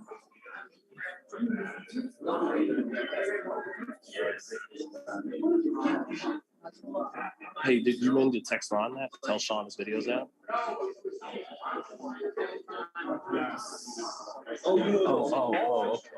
Oh, shit. Okay, all right. Well, I'm waiting on that. It's continuous to just the weights, But so I mean, now it makes it so hard. And I mean, when I see Good to not be doing this. Did you use my footage on the when Earl You're gonna want that quality, bro. He didn't have it. I don't agree. So I think it's gonna be a great fight. Oh, right. I'm really like So you can still pull from that if you need it. You can still pull from what happens. I'm just waiting for the fight. Oh, great. Okay. Tell us about this guy over here, Ryan. Yeah, he's a great fighter too. I'm sure he's trying to get back in the ring here very soon. Yeah, I'll let you back in the ring. I hope somewhere in February. Round by round. I'm going to count like after Thanksgiving, but both like basketball training there. I'm on Siberia training, and a lot of guys coming up. And I'm like, be ready to be in shape. Wait for a phone. I had one more player was holding weight, but you know, if I get a good promotion, be behind me. Everybody look, and they do. Okay, so now, wait a second. What weight are you campaigning at? Well, they want 46. I get promoted, I'm gonna be at 140. Wait. Jeff, how much do you weigh right now? Oh, I'm about 160. And it's, What do you weigh right now? About like 175. He about that. He looks big. That's a big cut. That's a big production. yeah, there you go. It's my man, Deck. It's the man right here. My God. Or as Sean's entrance, the man right here. Yeah. He came out. Let's go. I couldn't hear. He came out to the I had man the right headphones here. on. I couldn't hear anything. Come on, man. Yeah, no, those I'll shoot slow motion, so I can't hear nothing. Oh, you busy. You're The whole working. time I got the head, I can't hear shit. Hey, the top Until the end of the fight. social media page. This is the man. This is the man making that YouTube hot. Appreciate you, bro. Yeah. Thank you, man. That was a hell of a fight. What you thought about it? I'm gonna interview you. I thought it was high speed chess. I thought these two guys fought at an extremely high level tonight. I thought they showed athleticism, movement. Their exchanges were high. The one guy make the other miss, high level stuff. I like to. Bud was smiling the whole time. Have you seen him that happy during the fight? I thought it was a smile too of this motherfucker hit me with some stuff I too. think You it started out like that. Like, okay, you hit me. Then it went to like, I'm having fun. Right. I think the smile kind of changed. So Right. It was a great fight. You gotta get one more Jeff. prediction video. Oh, you still doing it? For Spence and Crawford. Can I just ask him something? Go ahead. We're just doing a Go ahead. prediction. Sorry. 30 seconds. My bad. We're doing 30 seconds. Yeah. Hey, Mayweather Boxing Channel gotta get his shit in. 30 seconds. Yeah. Seriously. No, I know. It's Jose. We're not gonna talk to him. Oh well, come on. All right. Now,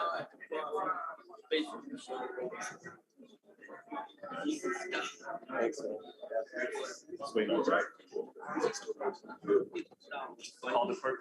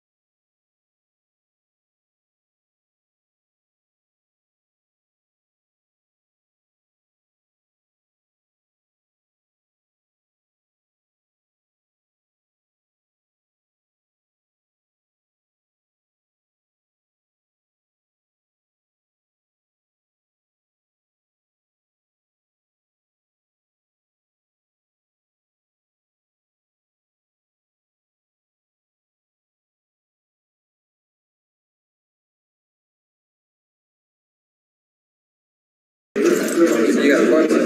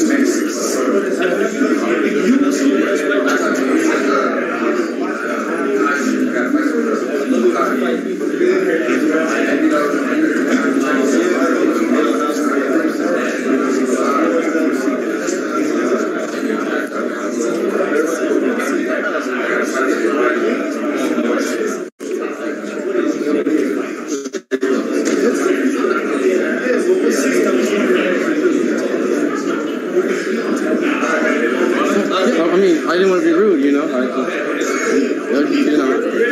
Always those guys were talking instructions, but I had to talk to Mighty, though. Yes, sir. I appreciate the time. Thank you. I just wanted to start off with something about the performance that, Stephen Bud has performed. It was a good fight. I mean, I thought he gonna stop him sooner. Probably like round 8, but man, Shawn Porter, one of the best guys out there right now. He come to fight, he don't back down. He fought everybody, Keith Thurman, Earl Spence. He's one of the best, But I just thought, Porter had, not Porter, Crawford had more skills, we're just gonna stop him, So I think I should make a video. Overall, you've been fighters, all different types of caliber. Right. Train with multiple different fighters. Overall, what's different and why you training so hard? Man, I love it, man. When I go down to camp, I go down to work out, he already in the gym. I went down to Nebraska, I want to say July, August. He was already in the gym. No fight coming up, sweating, fight shape, just ready, he's competitive, man. He tried to compete in anything. We're playing basketball, chess, sprints. He's gonna be number one in anything he do.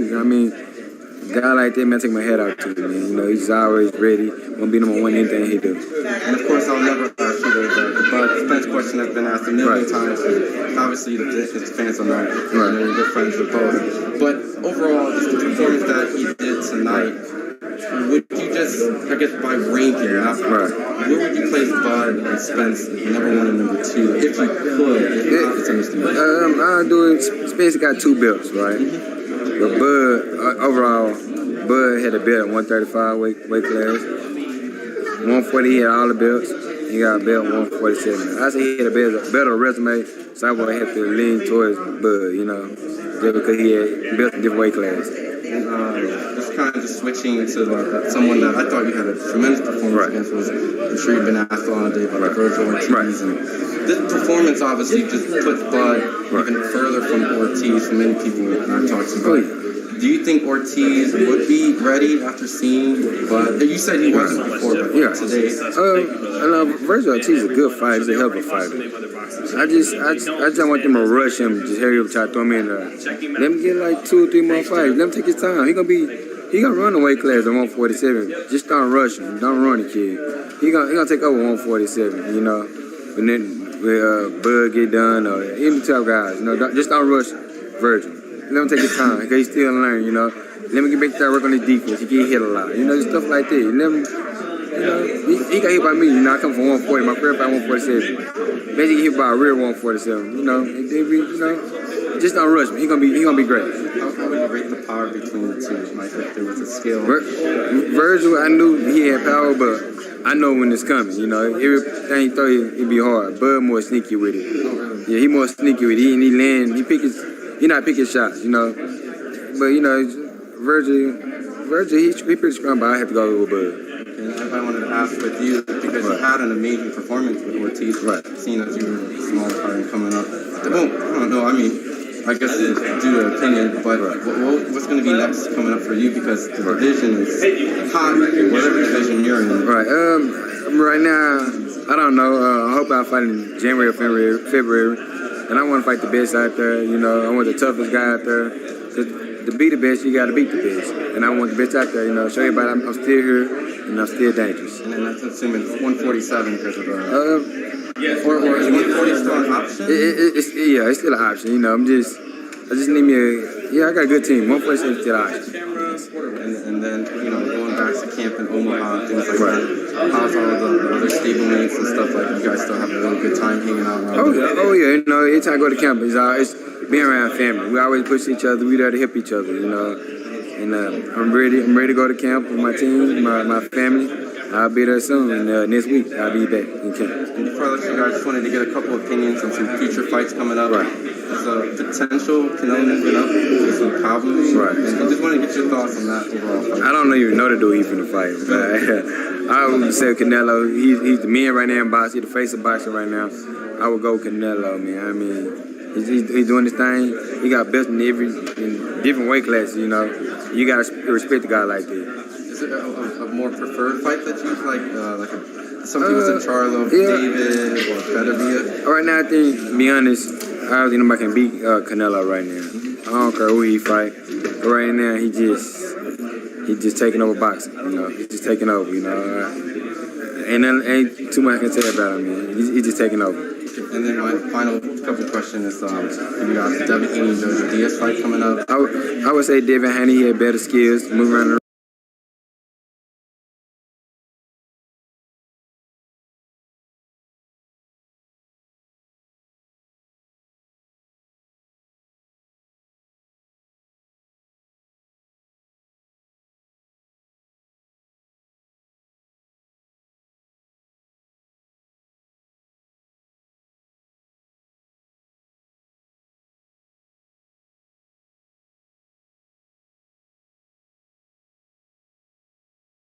He's just taking over boxing, you know. He's just taking over, you know. And then ain't too much I can say about him, man. He's just taking over. And then my final couple questions is, you got the Devin Haney Jojo Diaz fight coming up. I would say Devin Haney had better skills, moving around the ring. Now you know, it's the squad putting up the work, but go check the channel out right now because we got a whole bunch of videos. If you're coming in a little late, you can rewind a little bit. But overall, we really appreciate you guys always tuning in and just being supportive. We're definitely trying to do the latest and greatest, and instead of kind of just posting the content, we're trying to bring you here so it feels like you guys are with us and, you know, give you that back behind the scenes experience and seeing how we get our content, how they come in, you know, what it looks like to be back here, and just a little glimpse of, you know, what it feels like. So overall, though, we appreciate you guys coming in. Tons and tons of interviews between all three of us, and more importantly, we always appreciate your support. We're going to also be getting ready for Gervonta Davis coming up, Fulton, Teofimo Lopez. You know, the fights go on and on. I mean, what am I forgetting? Of course, you know, we got some Jake Paul and Fury. You know, we're going to cover everything as much as that we can. It's not going to be a fight that we're not going to leave out. This is the best skin. Richard Comey, Lomachenko. I feel like someone's going to crucify me. The Donaire card coming up in Carson. So once again, we really appreciate you guys tuning in over here at FightHype, and definitely stay tuned. We're going to be dropping videos all night from the big man at the headquarters. So appreciate Ben for always putting in that hard work for everyone. But like I said, if you have Top Rank, those are just some of the big news. We got a whole bunch of other stuff dropping as we speak from Shakur Stevenson, Josh Taylor. I got Tommy Hearns. So we got so much stuff dropping. So once again, appreciate you guys coming in and tuning in at FightHype.